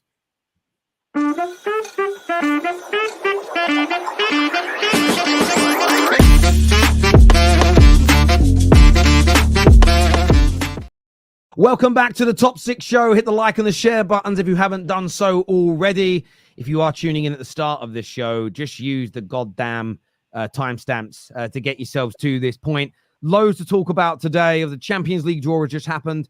Big transfer stories as well. Plus, Manchester United host Liverpool in the Premier League this Sunday. We've got an hour or so left here with us now. But one of the big stories of the day, Jadon Sancho potentially doing a U-turn after the news yesterday that there was a total agreement with Juve. He's now seriously considering the Chelsea move. Osimhen could be on his way to Chelsea as well. Fabrizio has said it is in your hands, David. Do you think you're going to get both of these deals over the line between now and the close of the window tomorrow? I think for some reason, I just think the Sancho thing is just going to happen because you want him gone. And we want Sterling on. And I think the clubs are literally just going to look at each other and be like, we now got to say, we just got to solve this problem. It's just got to be done. And then after that, I mean, I don't know, everything else, Ben Chilwell's probably getting up staying at the club.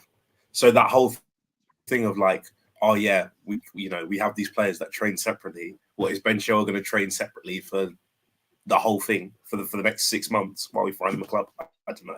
The whole thing is a bit, it can get a bit technical. But again, we still got 2 days, and it wouldn't shock me if we pull something out the bag. So I'm just gonna wait.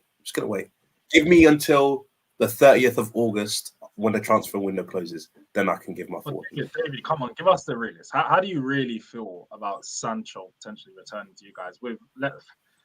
I don't know. I look at your forward line and I say there's too much. There's so many options. Does Sancho even fit in there? Is there game time for it? Does it make sense? As someone as Dortmund's pretty much my second team, right? I love Sancho, and I just want to see him do well. The one thing I will say, he can't be worse than Mudryk currently. He can't be, because I doubt Sancho is going to get coached through matches. So he's an upgrade. He is technically an upgrade on the worst player out of the forwards. So me personally, I just don't think it's as bad as people are making it out to be. And plus, if we get rid of Sterling in the same breath, then I think it's a pretty good deal. Whether it's United or not, I just think offloading Sterling and then bringing Sancho, I think it's pretty good. I think Sancho's a really good. I'm a bit worried about Sancho going to Chelsea, if I'm honest. I just in terms of, I'm worried about him doing well. Forget the banter from people. Again, if people think that banter impacts me once I'm off a stream, when I'm at home with my family, when I'm out eating dinner with my friends, think again. But I do worry that he comes alive at Chelsea. I do worry. I mean, he did very well at Dortmund when he went there, and I would be very fearful and worried and concerned of him going to a rival and doing well. For him as an individual, I hope he's successful where he goes. I feel that I've not been happy with his performances and some of the things he's done at Man United, but I didn't like the way the previous regime treated him, the way they exposed him to the media. I didn't like the way we handled it as a club. So I'd really like to see him do well in that regard.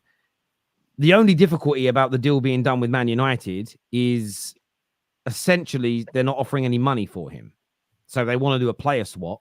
And that's about Man United then getting a deal agreed and getting Raheem Sterling in this case to agree to come at a cut price. You guys were obviously all in the group chat, and I didn't get involved earlier. I was busy with the kids, but Ches was sort of saying Man United haven't changed and we're a dusted club because we're buying one of their flops at the same time as praising his club buying one of Man United's flops. I just thought it was so ironic.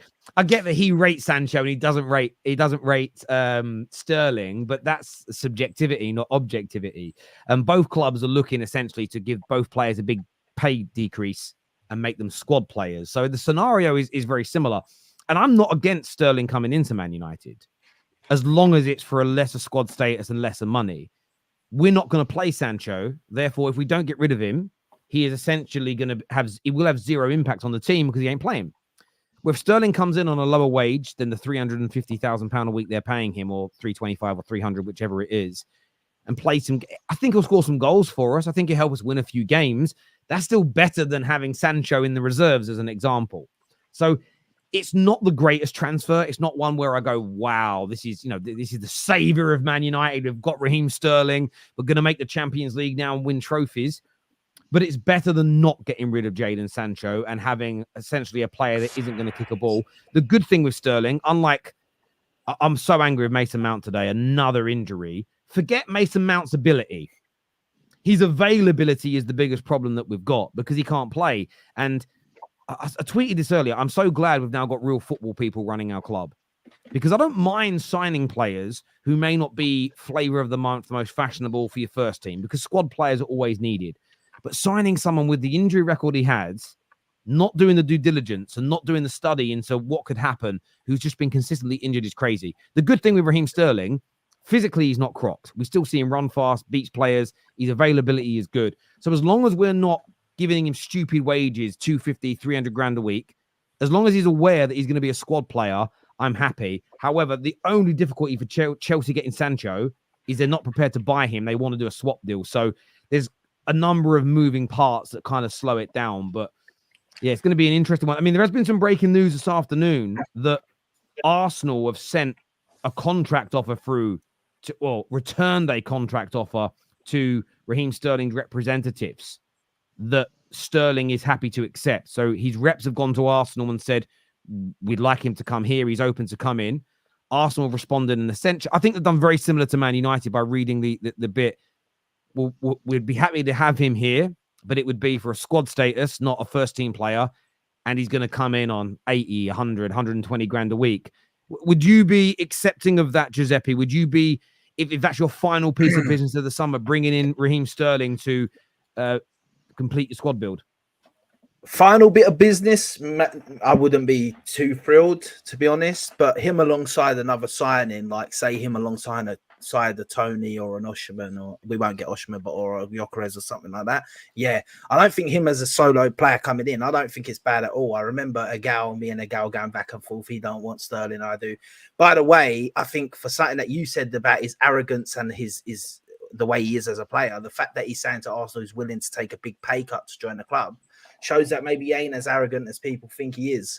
So, listen, I'd take him definitely at a cut wage price, and it's on a loan. And now, I'll be honest, I think this, if we actually want him, I think this really throws a spanner in the works of the the whole Sancho thing, because I think Sterling would much rather come to Arsenal under Arteta than go to Man United currently. So for me, I think that could throw a spanner, because Sterling hasn't got no qualms in telling Chelsea, no, I want Arsenal and Arsenal only. Don't want to send me there, I'll sit here. They'll send him to Arsenal because they need him gone.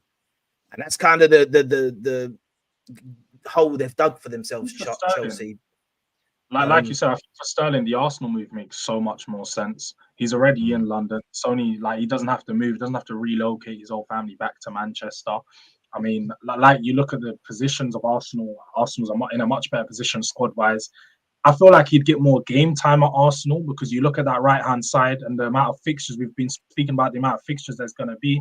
Arsenal only have Reece Nelson at the moment that can cover Saka on that side. Now, let's be real. Reece Nelson's nowhere near the level they needed. And so Sterling's going to come in and think you have plenty of game time. He's already worked under Mikel Arteta. I don't know if people watched the City documentary, but him and Arteta actually had a good relationship. Him and Pep had an amazing relationship. So you must think, all this arrogance and so on that people say Sterling is actually problems. I don't think that's actually a thing. I think it's made up and has been made up for a long time. And I think Pep and Arteta, they had a good relationship. So that will never be a problem at Arsenal. I don't feel like he's going to come in and try and have any of that. And then you look at the fact that Man United is, although I think he could benefit, like Man United could benefit from the move to go there. He's going to be sitting on the bench for the likes of Diallo, the likes of Garnacho. The same problem that he's been having at Chelsea. He's been benched for players that are unproven and probably he's looking at it saying, I'm better than these players. They're not going to score more goals. So I look at it and say it's a move that Arsenal have to make because, like you said, Giuseppe, if Arsenal don't sign anyone else, then your window has been a failed one because this is supposed to be the window for you to push up against City, close the gap a bit.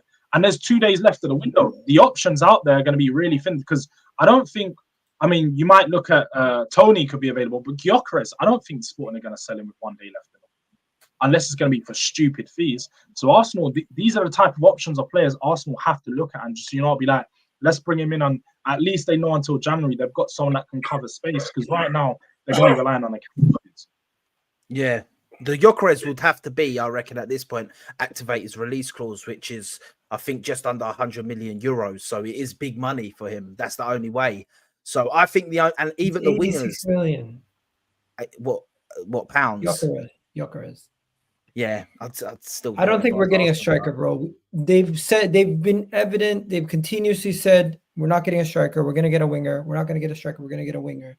So I think at this point we're so late in the window. The only two realistic options, 3 options, is if somehow Nico Williams has an epiphany and says he wants to come to Arsenal all of a sudden.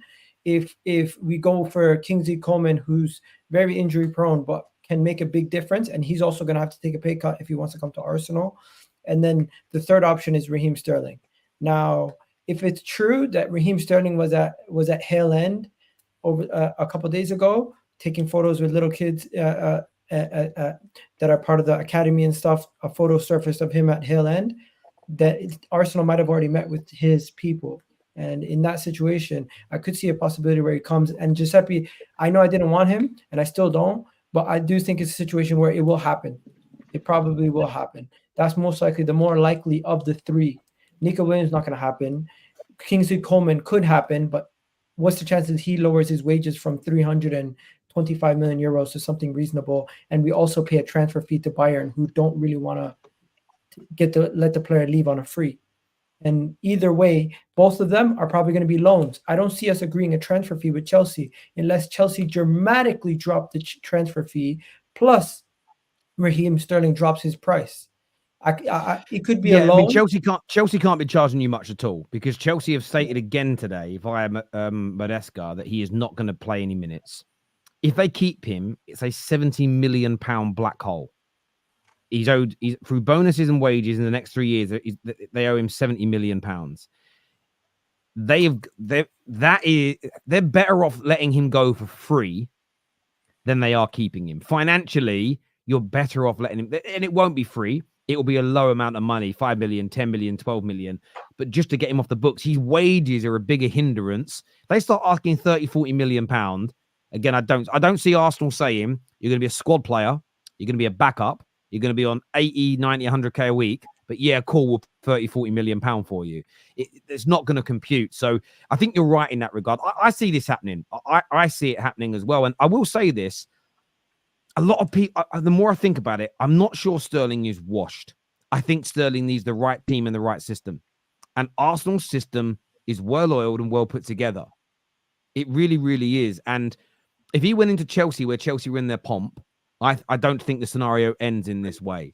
But he's a player that kind of needs that help in terms of those balls being played into the box, the team having a good defensive structure, the creativity being there to kind of support him. A lot of his underlying metrics, and I didn't know about that website until Don showed it to me about a year ago.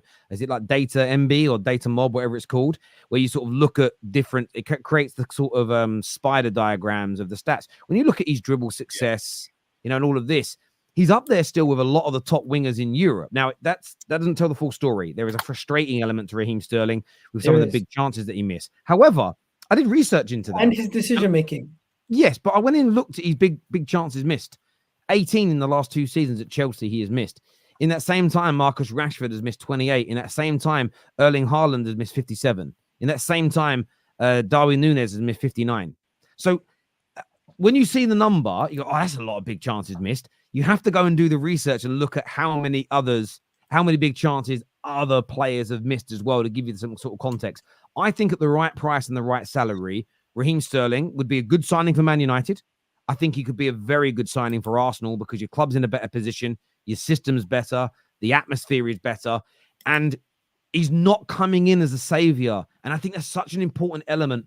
You know, we talk about all these big money signings that fail. I think sometimes it's the expectation on those players. They come in as Sterling wouldn't be signing for Arsenal as the final piece of the jigsaw to win the Premier League.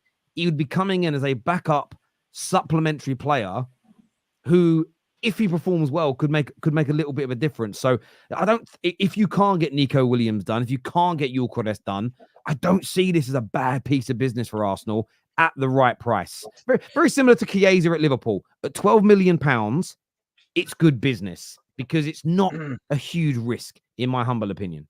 We also, you know what, Terry? It's more. I wanted that Nico Williams signing. I see that the club is willing to spend the money on Nico Williams. It's just unfortunate we couldn't convince him, because if he would have joined, the statement that would have been getting a player to say no to Barcelona, to join Arsenal, to come to the Premier League to play for Arsenal at this moment in time and be that guy who just won the Euros. The level of statement that would have been, it would have sent shockwaves throughout Europe, not only the Premier League. But Raheem Sterling, it's kind of like a stopgap, a player who's going to come in. He can be effective. If he is effective, he's going to help out. If he's not effective, at worst, we're just going to let him go. Do you know what as well? It's not unrealistic now for teams in the Premier League to beat the Barcelonas to transfers. We've seen to beat Barca to transfer. We've seen West Ham just beat Juventus to the likes of Todibo. Like, the amount of money in the Premier League right now, it's just unfortunate that they've given him the number 10. Fair play to Williams. He's given Bilbao his loyalty. He wants to play one more year in Spain, and then he will. You know, I think he's been advised, well, similar to Benjamin Sesko. You know, he's been advised, well, to play another year in Germany, get more experience. But I do think Arsenal will get a winger over the line in the next 24 hours. I've just got a feeling. I said this to Giuseppe 2 days ago on my channel. I think it will be Raheem Sterling. It makes the most sense. London-based, unhappy at a football club. I don't think they're going for Sancho. And I think Sterling in that system, in the right environment, would be a success.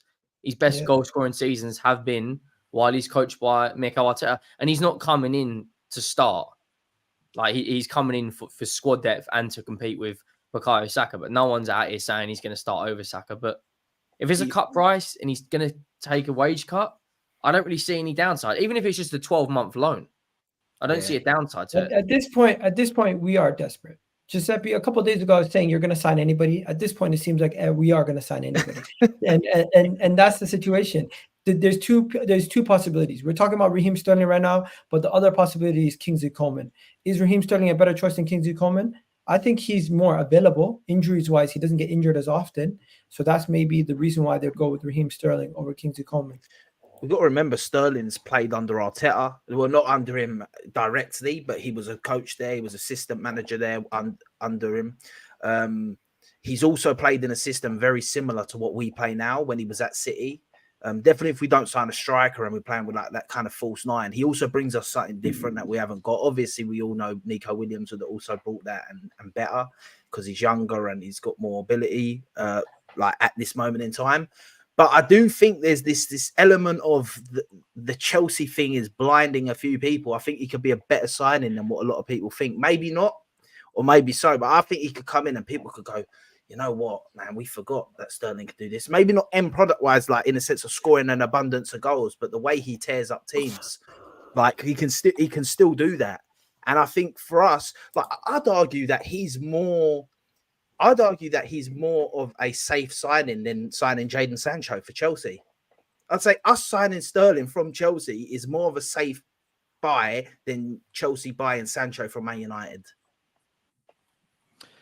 Well, I mean, Given the environment, though, isn't it? well, yeah, I mean, the environments and that, but also, I mean, where it's hard to, from a logic standpoint, Sterling has delivered in the Premier League where Sancho hasn't at any point yet. So there is that. I suppose the question over Sterling remains, and I want to be fair and balanced about this, is, I mean, there are a lot of Chelsea fans that believe he's absolutely washed. They don't believe it's their system. They don't believe it's their club. They don't believe it's the culture. They believe that Raheem Sterling is just absolutely over the hill and he's become a bad player. If that's true, then yeah, it doesn't matter where he goes because you watch. Do you know what's funny, Terry? Do you know what's funny, Terry? With Chelsea fans, so he's washed, but Enzo Fernandez, no, it's because of Pochettino. It's because of Pochettino's system. It's because of this, because of that. For the players that they like, it's other things, and for the players they don't like, they're washed and this and that. No. I will say no, Giuseppe. I will say this: Raheem Sterling has this innate ability to make the wrong decision at the most crucial moment. I don't know how he does it, but I know for a fact if it's like 1-on-1, we need to win this game. He's running through on goal. He's putting it wide. Like he does. Like there are bits in his game he can still run at people. He can still beat a man, and that, like is good.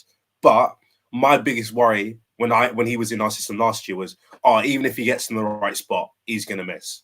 Whereas at least with Arteta's system, what I think he'll do is it'll be like Pep, where it's like you have this one thing to do it. I don't care like what else is going on. Get to the byline, cut it back. Don't think about it. Just do it because ultimately that's like the best thing for him to do. Like he just needs when you give Sterling time, that's when he's at his worst. He just needs to like either react to something or he just needs to be given an instruction and just repeat it. Like that is literally Raheem Sterling. So but this is the thing when it comes to these conversations, because Yellow Dean says poor last season at City, 2 poor seasons at Chelsea, yet he'll somehow fix Man United. So when I mentioned Man United, what particular point and juncture did I say he was our savior and would fix us? That's the problem with these conversations. You know, it's the same as I will say this, and you know, we got Don and Chairs and the Chelsea boys in the group chat. None of them have sat there and gone, Sancho is turning us into title winners. He's a squad player who is there to help and support us at the right price. And I think that's fair. I'm telling you, if you build Sancho up as the reason that you're going to suddenly become title contenders, I don't know if he can handle that pressure straight away. And I think it's silly to do, but no one has made those claims on the football terrace, Yellow Dean. So please stop lying. You literally are describing Mudryk, David. Hey, that's my boy. Is blind faith. I don't want to hear it. I get what I'm not. But I'm not David, blind. David, not but you're honest. David, but No, you're honest no, about it. just, David, no, hang on, David. I'm backing you. No. You're honest. Yeah. You say it's blind faith. You get the criticism of Mudryk. You're Yeah. like, I don't care. I'm backing him anyway, and I respect that. But he played good for a half against Liverpool. I ain't blind. I can see it, but I'm just hoping he develops. That's all I can say. Only 24. Let my boy grow. Just let him grow. Let him grow a little bit. Let him just, let him. I need another Liverpool game. Sorry, guys. Breaking news. Damasio has just stated that there is now a very little chance that Sancho joins Juve. He goes on to say that Juventus have put the deal on hold. The past transfers of Philip Kostic and Arthur Melo are blocking the move. Is that who they've just signed? Is it? No, that's what they're trying to get rid of. No, they're trying to get rid of. Okay, No, so basically, they're basically saying that they put it on hold because they can't get rid of players. So yeah, I'd take Kostic in a heartbeat. We've wanted that guy, haven't we, George? We've monitored, watched him for years. We need a fullback as well. It's crazy. Tottenham it's another conversation. When it comes to the Osimhen deal, do you think you'll get that over the line, David? I mean, Fabrizio has said it's in your hands. I'm still a little confused by what he means because he's got to accept your deal. So I sort of view that as being in Osimhen's hands because he has to accept or not. But do you think you'll get it complete? I think we will. I'm just very interested to see what the deal is. Is it going to be a loan? Is it going to be we buy him, or is it going to be a loan to obligation? Because depending on who you listen to, it could be any of those three things. Like it's so up in the air at this moment. But I just think we just been chasing him for so long that Todd Bowley's ego will kick in and be like, "Now we're getting him, so get him." Like we need a big name striker to like finish off the window. And to be fair, like even regardless of what I think of Osimhen, he's an upgrade on Lukaku. Like we got rid of Lukaku. If we can bring in someone who can, potentially bag 15 to 20 goals, I don't see how. Does the Chelsea number 9 curse worry you about Osimhen? The fact that you've had 2 number 9. No, I don't think it's a number 9 curse. I just don't think Osimhen is that great a football player. I think he's a good finisher. Well, an above average finisher who in the right system will score a lot of goals. But like, I don't think he's a world beater. I don't think he's going to come to the Premier League. You're still prepared to go out there and drop big money on him, and that's, like I said, 2 number 9. 18 years. Like the numbers aren't going for him, are they?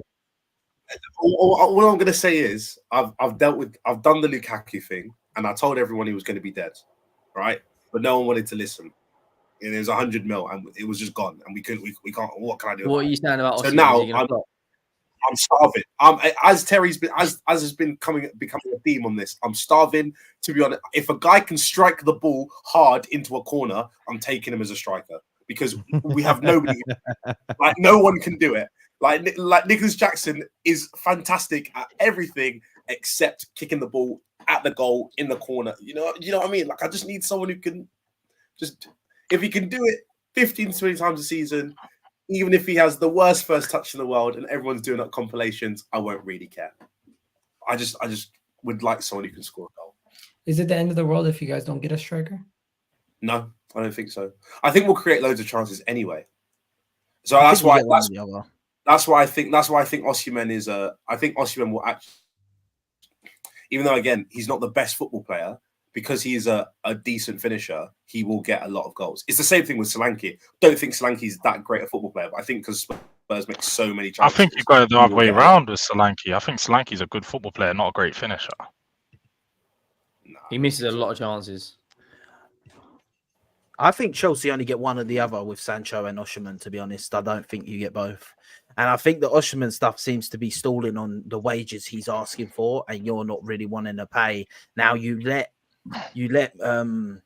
by what Chelsea said, that's the reason you didn't get Elise, because of the wages. So are they now going to go back on it and sign Osimhen with the wages that they obviously don't see? And I think that's why it's in Chelsea's hands. I reckon Osimhen said, give me 400k a week and I'll sign a deal and I'll come to you. So therefore it's kind of in your hands. Just give him the 400k and you sign him. But are you going to do it? And I think you're pushing this Sancho deal. From how I'm looking at it, you're pushing this Sancho deal and you're going to be like, if we get Sancho, we're going to leave Osimhen. If we can't manage to get Sancho, maybe we'll go and just slap it down and get Osimhen. Because the way Chelsea have moved in this window, I don't get why they wouldn't have got Osimhen by now, if that makes sense. With Arsenal, yeah, no, it definitely don't make sense. With Arsenal and stuff, it would make more sense because you're like, oh, they're probably trying to, we've done it all window, taking ages to sign Moreno, took ages to sign Calafiori. But with Chelsea, they've moved so quick. Why is this one taking longer?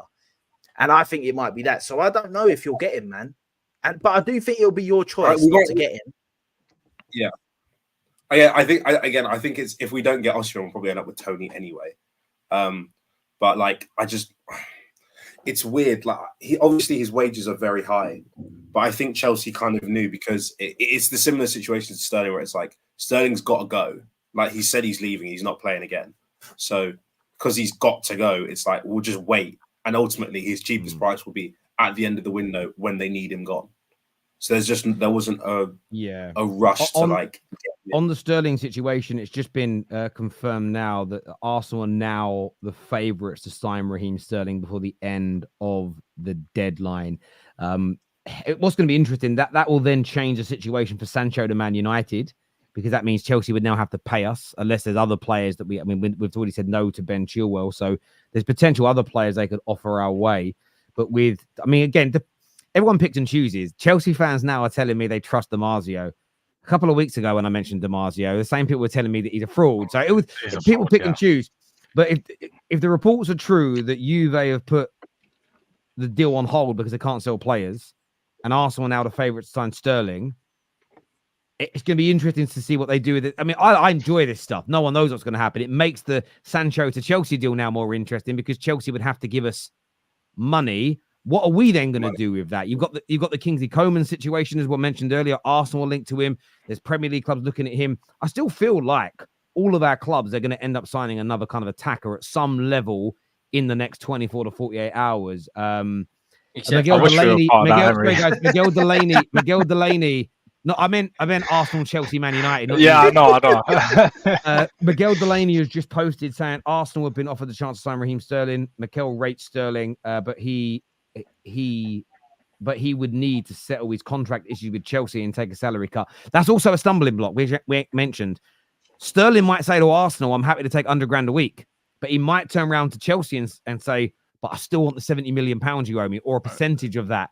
And that's also, this is where Chelsea may end up they're not just going to pay him off completely, because then you might as well just leave him rotting there. You know what I mean? You might as well have him. He might play, but that's what's really interesting about Sterling leaving as well. Chelsea are probably going to have to compensate him and pay a percentage of his wages over the next 3 years as well. So I've seen a few reports. So Terry, just so I understand it, so with this Sterling deal, is it just going to be Sterling gets released and then signs for Arsenal, like a termination of contract, or are they actually buying him? Well, I mean, it can be a number of things. I mean, it can work on multiple levels. So Arsenal might buy him for, say, 10 million. Jorginho 2.0. I mean, Arsenal could buy him for 10 million, but then Sterling only signs his contract with Arsenal if he gets a new deal from Chelsea, where they pay him a lump sum, or they pay him. What normally happens is you get paid. It's like when managers get sacked. They don't get a lump sum. They just get paid a wage still until the end of their contract. So maybe he'll go, I'm getting £100,000 at Arsenal.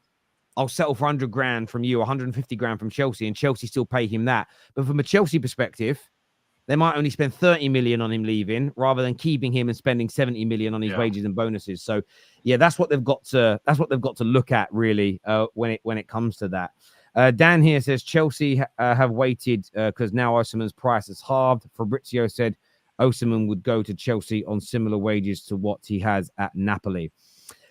Yeah, listen, I don't think he would. I think he wants to go to Chelsea, Osimhen. I get it. I think it's in Chelsea's hands from the perspective. If they make him an offer he likes, he'll come. But they have to make him. I mean, what they've offered him so far, he said no to. So Chelsea have just got to get their money up a little bit. I don't think you can sign someone like Osimhen and be like, yeah, there's 120 a week, 130 a week. You've got to pay him a decent amount of money. Incentivize it. Go, look, it's 150, but if we win the league, it's 400,000 a week. If you're the top goal scorer in the league, do you know what I'm saying? Like, incentivize it so that it jumps up. But he's a superstar sign. He's got to be a superstar wage, man. He's got to be one of your highest paid players, considering how we give him 140 a week, and then for every time he scores 10 goals, we'll give him. What does he make right now? And he's on 350. He's not going to come to you to half his wages. Definitely when you but that's just it. If he's on 350, if he's on 350, but this is why maybe Fabrizio saying it's in Chelsea's hands, but it's not a positive comment. I'm interpreting it. You don't want to go above 150, but it's in your hands. If you offer him 300,000, he comes. But if you're not willing to offer him 300,000, I don't see how it's in your hands. It feels to me weird. It's in Osimhen's hands if Chelsea don't give him an offer he wants. Like, yeah. Osimhen's got. And you also have to look at the fact that Osimhen. The deal he currently has on the table, obviously, is with Saudi, but they're offering crazy money. So I don't feel like he's going to look at and say, do you know what, let me take a pay cut and then go to Chelsea. But what he's also asked for in Saudi, he's asked for a buyout clause of a.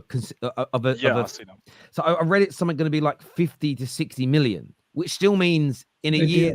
That tells you, like, I'm going to go there for a year and earn like 60 million quid, and then hopefully next summer another team comes in for me. And maybe then he would earn less money because he's earned that £60 million. But it's interesting. Also, by the way, it's also been reported by Miguel Delaney that Arsenal are also looking at the potential of signing Kingsley Coman tomorrow. So Arsenal looking for that. Ornstein's ended up being spot on. They're looking for that backup winger of some sort, aren't they? They're looking for that backup winger. to come in. Let's go to some of these super chats here. First one says, who's better, Martinelli or Mudryk? Come on. I'll throw that one to Henry. Don't back Arsenal though, Henry, you simp. Who Yeah, you backing there? better than, Mudryk's much better. Taking a Spanish talent from Barca would be great, but Barca being broke has a lot to do with it. It's partly true. Partly true. Very much true, to be fair. Someone show Arteta the Miles Morales Spider-Man film. A quote in that movie is, you can't save everyone. He should ease up on the saving gimmicks. However, Sterling is an upgrade on Reece Nelson. This is true. Yeah, this is true. Yeah, I mean, Sterling I don't like that though. I don't like that. People keep saying saving Sterling. I don't see that as Sterling's performed at a top level in this league. I don't see that as a saving him. He's just currently at a team that he's just that. He's not been at that top level for about 4 years, Giuseppe. He's long past it. Let's be honest now. The first season at Chelsea weren't that bad. And he's coming into an Arsenal team that is much well oiled, and he's coming in as a bit part player. He's coming in as a squad player. So I don't really see it as a saving thing, rather than like when it comes, if he was coming from, this is what I said about Darwin Núñez, the difference. When Darwin Núñez is coming, I can't take that seriously because he's coming from Liverpool and he's coming from being managed by Klopp. So there's more to when you're coming from Chelsea. I'm sorry, mate. That team is the years that Sterling have been there, has been so like cluster bomb at that club that I can say I think it's the club rather than the player. But we'd have to wait and see. I could be completely wrong. He could come in and he could stink it up. Better than Mudryk, Don's ears have been ringing. In fairness, in the group chat the other day, Don exposed himself on Mykhailo Mudryk in an argument he had. I don't know if you boys, you're all in the group chat. Do you guys see it? I didn't see it. I think Cam said to him something along the lines of, Don said to Cam, Canadian Cam, Man United ruin good players, which I don't think over the last 11 years is an unfair claim to make against Man United. Cam kind of went back and basically said, but you've ruined players. And he mentioned Sterling and he mentioned Mykhailo Mudryk. Don then returned with, but Mudryk's never been good. So you can't ruin a player that hasn't been good. And I was like, oh, Don, you walked into that one. But there we go. There we go. For all the prop he gives him, but there we go. But yeah, I want to get Cam and Don on a show together soon because that was amazing in the group chat. Who would you start, Sterling or Martin? Who would you start, Giuseppe? Sterling or Martinelli? Oh, Martin. At the first, Martinelli. Well, yeah, out of them two. You watched Martinelli the other day, mate. Yeah, relax. You're starting There's no way. Relax. Martinelli hasn't been. He's not been good for about. The answer is neither. Let's be honest. The answer is neither. Is better than Martinelli. Sterling is better than Martinelli. In what world are we comparing Sterling to the last 2 years? Martinelli's you just hate Arsenal players. I know you've got an agenda. He's average, regardless, he's average, bro. I'm not. Listen, at the end of the day, if Sterling comes in and then starts coming on and that and performing, then yes, he'll start over him. I'm not saying that he can never start, but I wouldn't just sign him and automatically say you're starting in the starting 11. I don't think it will work like that with Sterling. Do you know what I mean? That's you know the good thing is. No, but you're making it seem like Martinelli's. Let me say this though. Who cares? We play in the League Cup. Sterling starting and Martinelli starting is much better than having Reece Nelson and whoever else we had before starting. Yeah, no, we get that, Egal. But why are you guys trying to make it seem like Martinelli's undroppable or something? Martinelli's not had a good performance for however long. He's been but I'm saying to say Arsenal are looking to sign his replacement for a reason, or at least someone who can battle with him for his position because he's not good enough. He's only had one bad season. The whole reason why he's had one good season. 1 second. The whole reason why we're getting a winger is not to friggin' displace Martinelli or Trossard, is to add more squad depth. If they do that, squad depth, yes. But because it is. Hold on. It's funny because Arsenal fans don't like. Wait. What? The only person that was the caliber. You're not bringing in Goofy Coleman to right back. Is Nico Williams. Hold on. Yeah, just on Martinelli when you said 150, 200k a week to run Carabao Cup fixtures. That's not happening, bro. No, he's gonna be important. Listen, just because you're not starting every game doesn't mean you're not going to be important. No, but let me add something. If you're looking at Martinelli and Sterling, Martinelli has had 2 good seasons out of the last 4 but Raheem Sterling's overall Premier League numbers are much, much better than that. If you're offering Arteta Kingsley Coman with his experience, he starts him over Martinelli.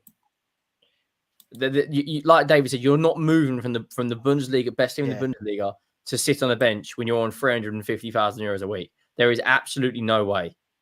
By the way, Martinelli, just to say, everyone said he's had one good season. So no, he's had 2 out of the last 4. Show us the stats, because he's had one good season. But okay, last season he had a bad season. The season before that he got 20 GA. Was his one good season? His one good season was. And the season before that he got 12 GA in the league. 12 GA is not amazing. GA... But cool. But he was decent that season. By the way, let's not talk about the GA though. He wasn't decent. All right, cool. All right, cool. Let's just put it to this. He's only just turned 23 years old. You're not talking about a 25, 26-year-old. So when you're going back them 4 seasons, he was like 19, 20 years old. Do you know what I mean? When Arsenal were finding it, Arteta was finding it. 100%. I get that he's a young player, and that wasn't the argument. The argument wasn't whether he's a young player, it was whether he would start over Sterling or someone else coming in. My argument simply was if Sterling is a better player. Martinelli's only proven one good season. And wait, when you said he had 2 good years, that season with 12 GA, I remember quite clearly he had about 2 good months between October and December, and he was poor for the rest of the season. He got about 7 or 8 of his GA across 2 months. Can I just say on this as well? If you sign Sterling and it works out for you, so if you bring him in and the system gets him back to 80% of his peak at City, I think he starts. Trossard, I agree. Trossard, I like Trossard, but I think I always like Trossard more when he comes on for 20, 30 minutes to go against tired legs. I always think he's really good from that. And substitutions, listen, there's a Man United legend who is responsible for completing our treble that was amazing super sub in Ole Gunnar Solskjaer. So they're needed at clubs and they're very, very important. Some super chats here. This here says, for Osimhen, I think it will be a loan with a buy obligation. So Chelsea have to pay his current Napoli salary. And once Chelsea get into the Champions League, the wage structure is increased. It could be that. But as we spoke about last night with the pending situation with UEFA and FFP when it comes to Chelsea, if it's an obligation to buy and you cover his wages and then you've got to buy him on those wages, if you don't make the Champions League, that becomes precarious for Chelsea. And as I said, I don't think it's a witch hunt by the media on Chelsea at the minute with the UEFA conversations. But it's about Chelsea getting back into the Champions League and winning again. It's so key for them. Any more Arsenal transfers are scary videos, Henry? Just a message from Lee Gunner.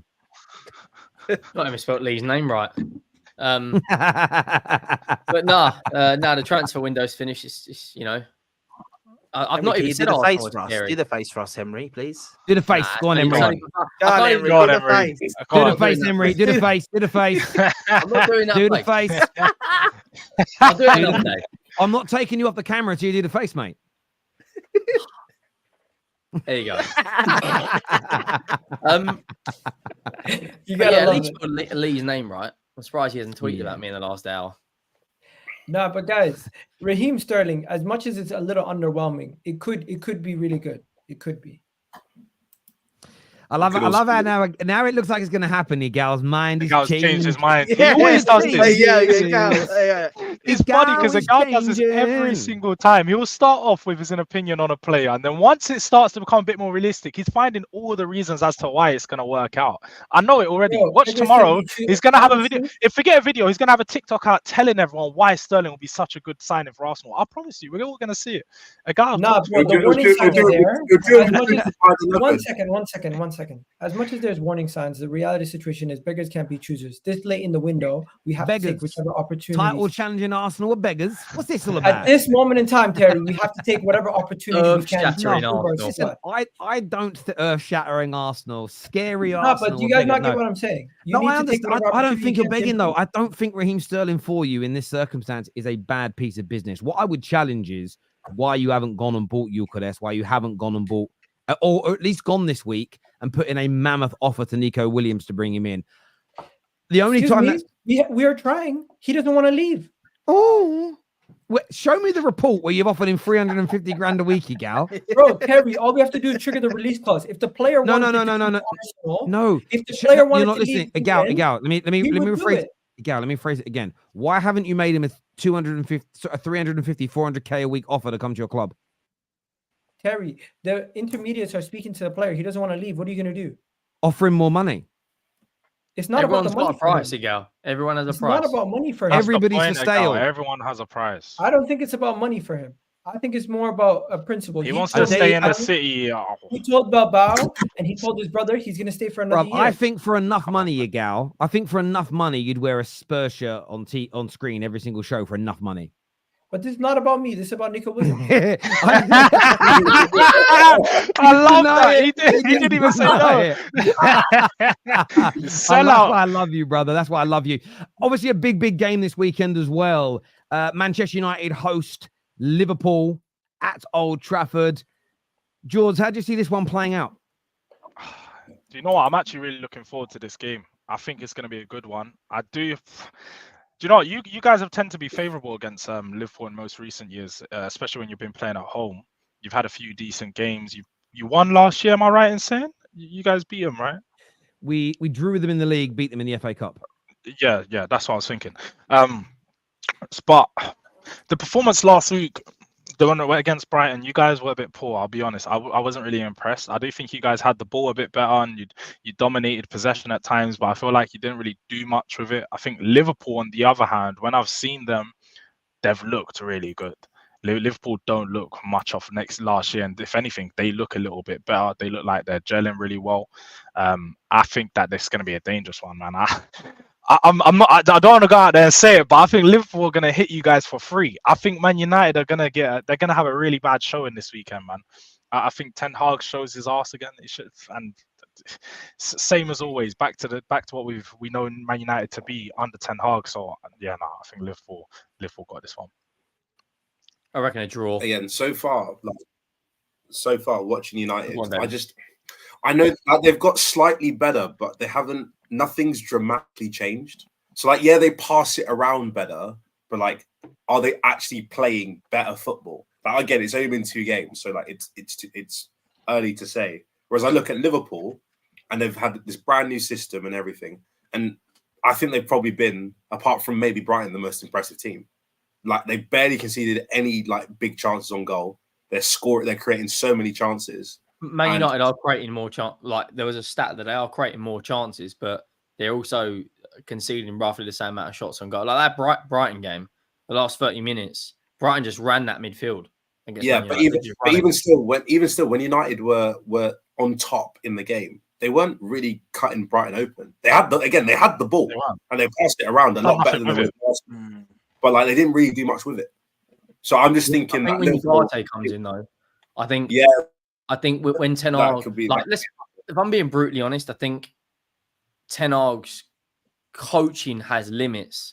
But I think when there's better personnel, naturally you're going to get better performances. And I think they're crying out for reassurance in front of that back four. They're so that even Fulham had a 25-minute spell in the Old Trafford where United were under the cosh, and I think that's why they've wanted a DM for the entire window.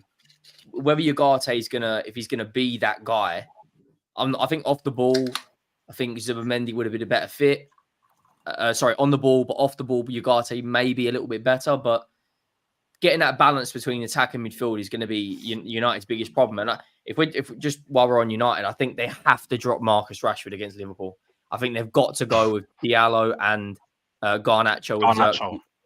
If Rashford's playing at the moment, I haven't got an agenda against him. I don't mind Rashford, but he's fallen off a cliff. Like, I looked at his last 4 seasons, and he can't make up whether he's a good player or a bad player. He's had like 25 GA, 6 GA, 30 GA, 8 GA. Like, he can't. I don't know if you've seen his FIFA ratings, by the way. He's gone up and down, up and down, up and down. Like, his season's output, he's fallen off a cliff. And I think if Ten Hag has his stubbornness and keeps playing him, it eventually is going to cost Man United. And this game as well. Do you know what I say about Rashford is this? I don't disagree. I don't disagree with what you're saying about Rashford. I don't think it's about whether he's a good or a bad player. I've felt for a couple of years now that for him, a change could be as good as a rest. I don't know if any of you have had this in your job. David's probably a little bit too young to have had enough jobs to experience this, where you make some mistakes and you mess up. And when you're in that department or with that company, you never really get back to your best. You can't kind of shake it. The boss looks at you in a certain way, but you leave and go somewhere new and you basically get to reinvent yourself. That pressure goes away.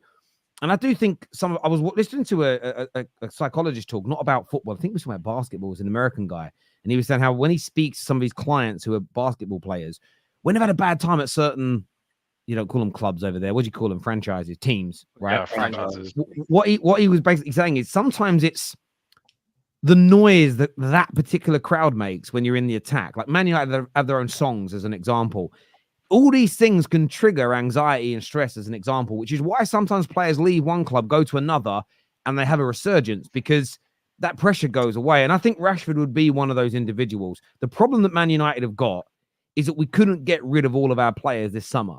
We've got rid of a lot. It's the most players have sold in the summer, the most amount of money we've raised in the summer. But there's still a lot of work to do, which is why I implore Man United fans to not scorch earth, to remain a little bit dispassionate and understand it's going to take years. And I think the likes of the likes of Rashford, the likes of Mason Mount, who's now got another injury, I believe this is their final season at the club to prove they're at the standard for where we want to get back to, as an example. So I don't disagree. I would drop Rashford for this game. He's played the first 3 matches of the season, hasn't really done anything. He's missed some big chances.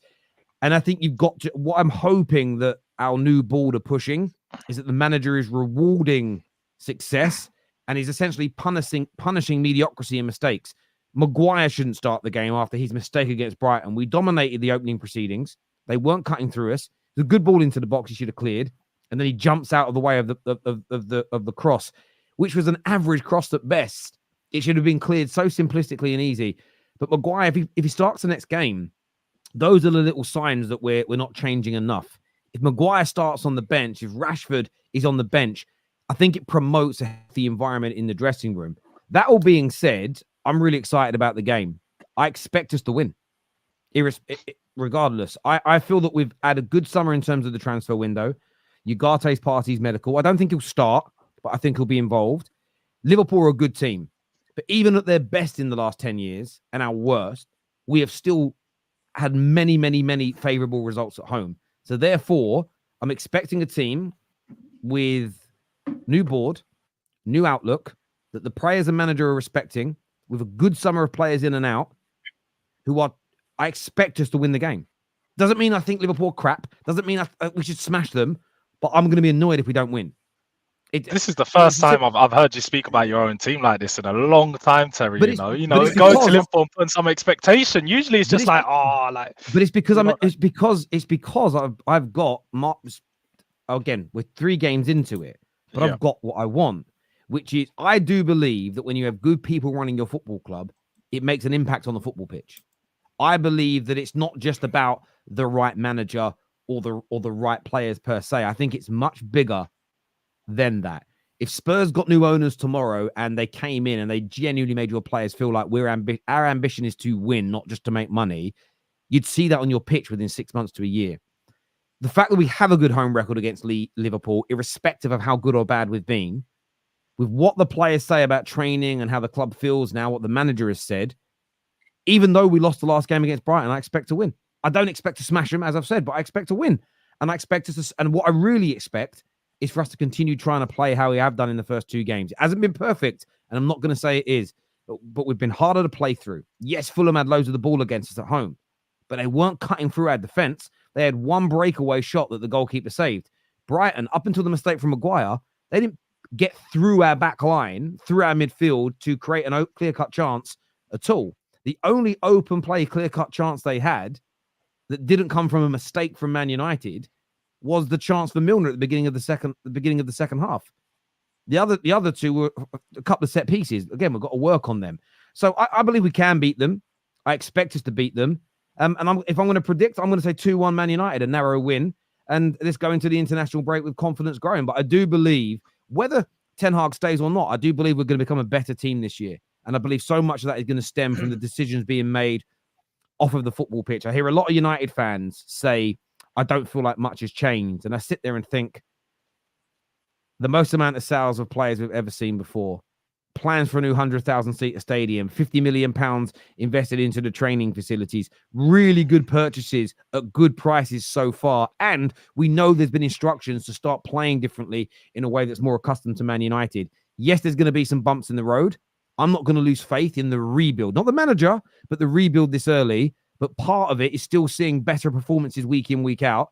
And I still want to put the expectations on this team to win, because that's the only way we're going to become a more consistent team, is by having expectations and criticizing the mistakes while still understanding that it takes time to grow. So no, I'm looking forward to the game. It's always an amazing one, but I'm going for a 2-1 Man United win. I'm backing my team this weekend to do it. Can I just ask on Liverpool? I love it. On Liverpool though, as well. Everyone's saying about United, but like, I'll be honest, there's a bit on Liverpool as well, mate. They haven't been challenged yet this season. I know, like, they've looked good in their 2 games. By the way, no, they haven't. They've looked good in 1.5 games, because that first half against Ipswich, a better team. They start that game against Man United the way they started that first half. United could be 2 goals ahead at half time. So I think that, like, Liverpool have looked good and they could well and truly just beat United. But I do think there's this thing of a lot of eyes are going to also be on Liverpool, because they're finally having a challenge. They've played Ipswich and Brentford Brentford was at Anfield. So they haven't yet. Slot hasn't been under the cosh with Brentford and Ipswich. Man United have conceded chances in the first few games, but let's not pretend like Brentford and Ipswich didn't create chances too. So that's why I don't think this is going to be a game where we're panned for 90 minutes, don't create opportunities. Now, if Liverpool are more clinical than we are, they'll win, and Liverpool can win this game. But this idea that any Man United fan sitting there going, "Oh, I'm dreading it, we're going to lose, there's no way we win," I think you're talking out your bumhole. I see it being a draw. Don't you think, Terry, as well? I see it a draw. 2-2 draw is how I see that game going. I don't think Man United will lose at home to Liverpool. I think this is going to be. I don't think they'll let it happen, but I see it being a 2-2 draw. To be honest, I swear, Giuseppe, you're a mind reader. I was literally going to say the exact same thing.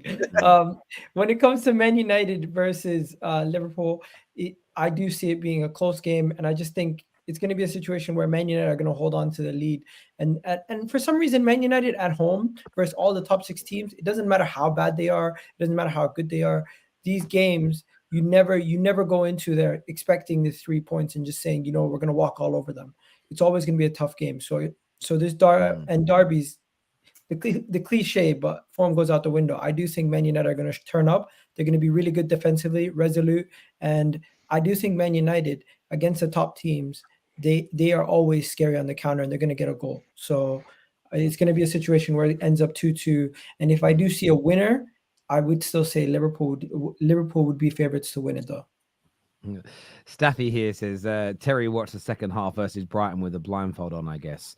It weren't great in the first 10 minutes of it. I said that. But then we went for a period, we scored, and then we absolutely dominated them until the last 10 minutes. And it went wrong because the manager made a mistake. He took off Bruno Fernandes for McTominay. We had the opportunity to break away on multiple occasions. The ball goes through McTominay because that's now his role, and we did nothing with it. So I truly believe that if Bruno Fernandes would have stayed on that football pitch, we'd have won that game. Now, I'm not sitting here, Staffy, and saying we were perfect. I'm not sitting here and saying Brighton didn't have chances. I'm not sitting here and saying we're the finished article. But there was enough again in the opening 3 games for us this season. We are not getting played through like we did last year. And that's why my people go, why weren't you confident last year? Because we were getting outplayed for 90 minutes by relegation teams at home, and they were cutting through us like a hot knife through butter. I'm not saying it hasn't happened in parts of games, but no one can watch our opening 3 games and say that we are being run through like we were last season for the majority of the campaign. That just simply hasn't happened, in my humble opinion. So therefore, at home against our biggest rivals, where we very rarely lose in my lifetime, I'm demanding a win. I don't think that's unreasonable logic. To play devil's advocate, if that goal goes in and Xerxes don't touch the ball, you don't know how the game ends either. Man United could have gone ahead and won that game 3-1. There is that. There is also the other side to that, which is if Maguire just doesn't jump out the way of a ball, like the game would have been different. And these things, sometimes games go on that, and listen, I know where we are as a football club. I know we are nowhere near where I want us to be, and I'm very aware of that. But I do think there's still got to be expectations along the way as well. But there we go. What's your score prediction, Egal, for the game? You had 2-2, right? I went with the 2-2 draw, Terry. But I find it funny when you say on the other coin, you didn't mention the negative. You could have drew the first game of the season. or drop points in the first game of the season, or something crazy could happen in that too. So Man United, yes, although you haven't been great at home, I do expect you to get some sort of positive. But I think I have mentioned the negatives. I have said that in all the games that we've played, we haven't sort of dominated from throughout. I've said that we've conceded opportunities in them as an example. I'm not proclaiming that we're perfect, but nor have Liverpool been. Liverpool are a better team than us. They're a title contending side, but I believe at home against them, we should be pushing for a result. And I suppose we all look at our teams differently. I don't know. Whenever I watch any of your teams play, no matter how bad you will say you are at times, I never feel nervous when teams are attacking against you. Does that make sense? I always feel like, well, you look okay. I've seen all your team get counterattacks and they go, oh, no, Thiago Silva will sort it out. Saliba will be fine. Van der Ven's got this. And 9 times out of 10, they do.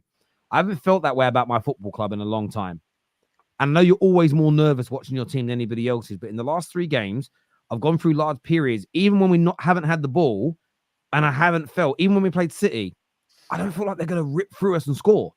And last season, that's all I felt in every single game. Now, that's not me saying we're back, because we've got to grow. We've got to make that more consistent, and we've got to play better football going forward. I agree with George. We haven't looked great at all times in terms of how we've played moving forward. But I think there's a foundation to grow from. I'd rather be hard to break down and beat than really, really good in the attacking sense, but leaky as fuck at the back. I'd rather start off by building a solid defense. And that's, I think, what's going to happen when De Ligt starts, when Ugarte comes in. I think we're going to become a very hard team to break down and beat to begin with, and the football will grow out from there. And personally, I prefer that. But that's just my humble Terry, opinion. just on that final thing with the forward line, I think. Do you think that you guys have to start with a focal point in the middle today? Because I do think it was a problem in your past 2 games having Bruno up top. Xerxes got to start. Yeah. Xerxes has got to start the game. I'm gutted Rasmus is out because he's got the speed. He's going to be back after the international break. But yeah, we need to start. We have to start with Xerxes because again, I've been really impressed with his general play. His hold up play's been good. He's brought people into the game, and as much as Mason Mount has pressed well, Mason Mount is so ineffective.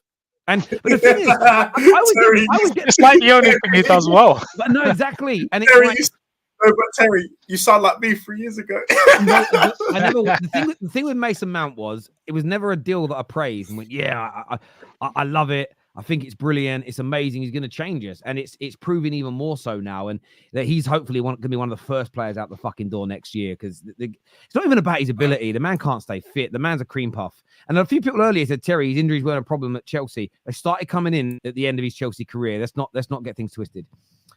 This year, sorry, what's your prediction, David? What are you going with? I said you were going to lose 3-1. I just haven't been that impressed with you guys. Sorry. I think you hold the ball. I think you hold the ball better, but I just don't think you're that threatening. You've locked yourself out of the house today, and you've slagged my team off. I'm demoting you back to the kids' table, bro. You're going back to the kids' table now. Jaws, what are you predicting, my friend? I got 3-0 Liverpool. I actually got Jeez. It's just going to be a big one.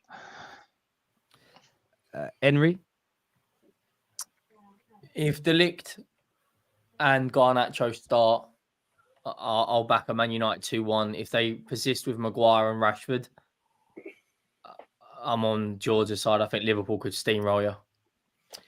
If Man United get the win and play well, are we going to get the oh my God, Man United dangerous? They'll be an oh my God, Man United. I love it. Some super chats here. Jason says, Terry, Arsenal won't offer bags of cash to get a player. We're building a team of players that really want Arsenal. I don't want mercenaries. I get that, but giving someone money doesn't make them mercenaries. Sometimes you've got to pay people what they're worth. And I think Nico Williams could be worth that for you. And I believe that your club, I know in the past you pay people big money like Aubameyang and it hasn't worked. But the scenario I think that's different is that Arsenal are in a really good place now. The club's got a good culture. The attitude's good. I think it's different to offering stupid money in a bad situation versus offering very good money in a healthy environment. And but there we go. We see it differently. Listen to Terry. You guys missed out on some of the best football. Arsenal almost did back-to-back Cup Winners' Cups in 94, 95. So many highlights. Listen, I watched the game where you went out. I remember my dad's obviously a Spurs fan. Is it Naeem? Naeem knocks you out of a halfway line goal. And I always remember my dad laughing his head off at Ian Wright crying when he was coming off the pitch, just from a banter point of view. And Naeem was ex-Tottenham as well, weren't he? I think as well. I think that kind of added the insult to the injury. I swear it was that game when Naeem scored from the halfway line. I swear he did. Yeah, it was. Yeah, I'm old, man. I'm remembering this shit's crazy.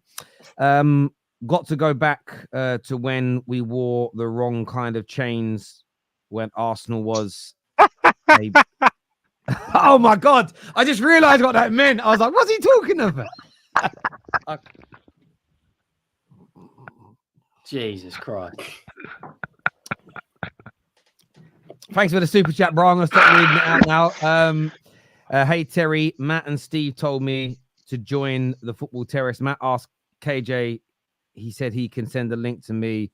Yeah, look, these shows, we're kind of like predetermined who comes on. If you want to start coming on to shows, reach out to KJ on Twitter and we'll start getting you on some match reactions and things like that, my friend, and kind of build you up from there.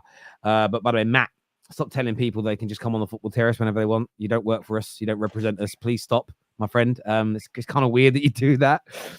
Senior players are not going to play in the World Club Cup. World Cup. That's to you moaning earlier, Emmy. Oh, too many games. Legs. Well, it's 32, 16 games in that. Am I selfish that I love more games because it's great for content? Wait, how many games is the Club World Cup? What the hell? Yeah, there's a 32 game tournament, isn't there? So there's 16. Sorry. Hang on. Rasmus is back in training. Come on. Yeah, so there's 32 teams enter it. So you need to win 4 games to win it. Well, yeah, but it's a lot more than it previously. Plus, the Henry Club don't World know. Cup games Henry are don't the know. same week as the Henry Champions League game. Is it a playoff? Henry has no idea what you're talking about. Yeah, it's exactly that. I've literally got it. I can share my screen. I've got it on the City website. Is it 2 legs or 1 leg? 2 leg. Really? That's crazy. And the fixtures are at the same point as when the Champions League's on. That doesn't make sense. As well as Premier League and FA Cup in the same month. So you're telling me Chelsea have potentially like 6 more games if they advance? Yeah, as well as City. So Chelsea could do, 14 games in the Conference League, 38 in the league. Another, let's say you'd hope Chelsea would get minimum of FA Cup quarterfinal. Calculate that, people. Before you know it, you're at 62, 64 game season. Relying on Cole Palmer a hell of a lot. Listen, mate, people out there some people out there work 50-hour days. Well, not 50-hour days. Some people out there are working 70 hours a week, 50, 60, 70 hours a week.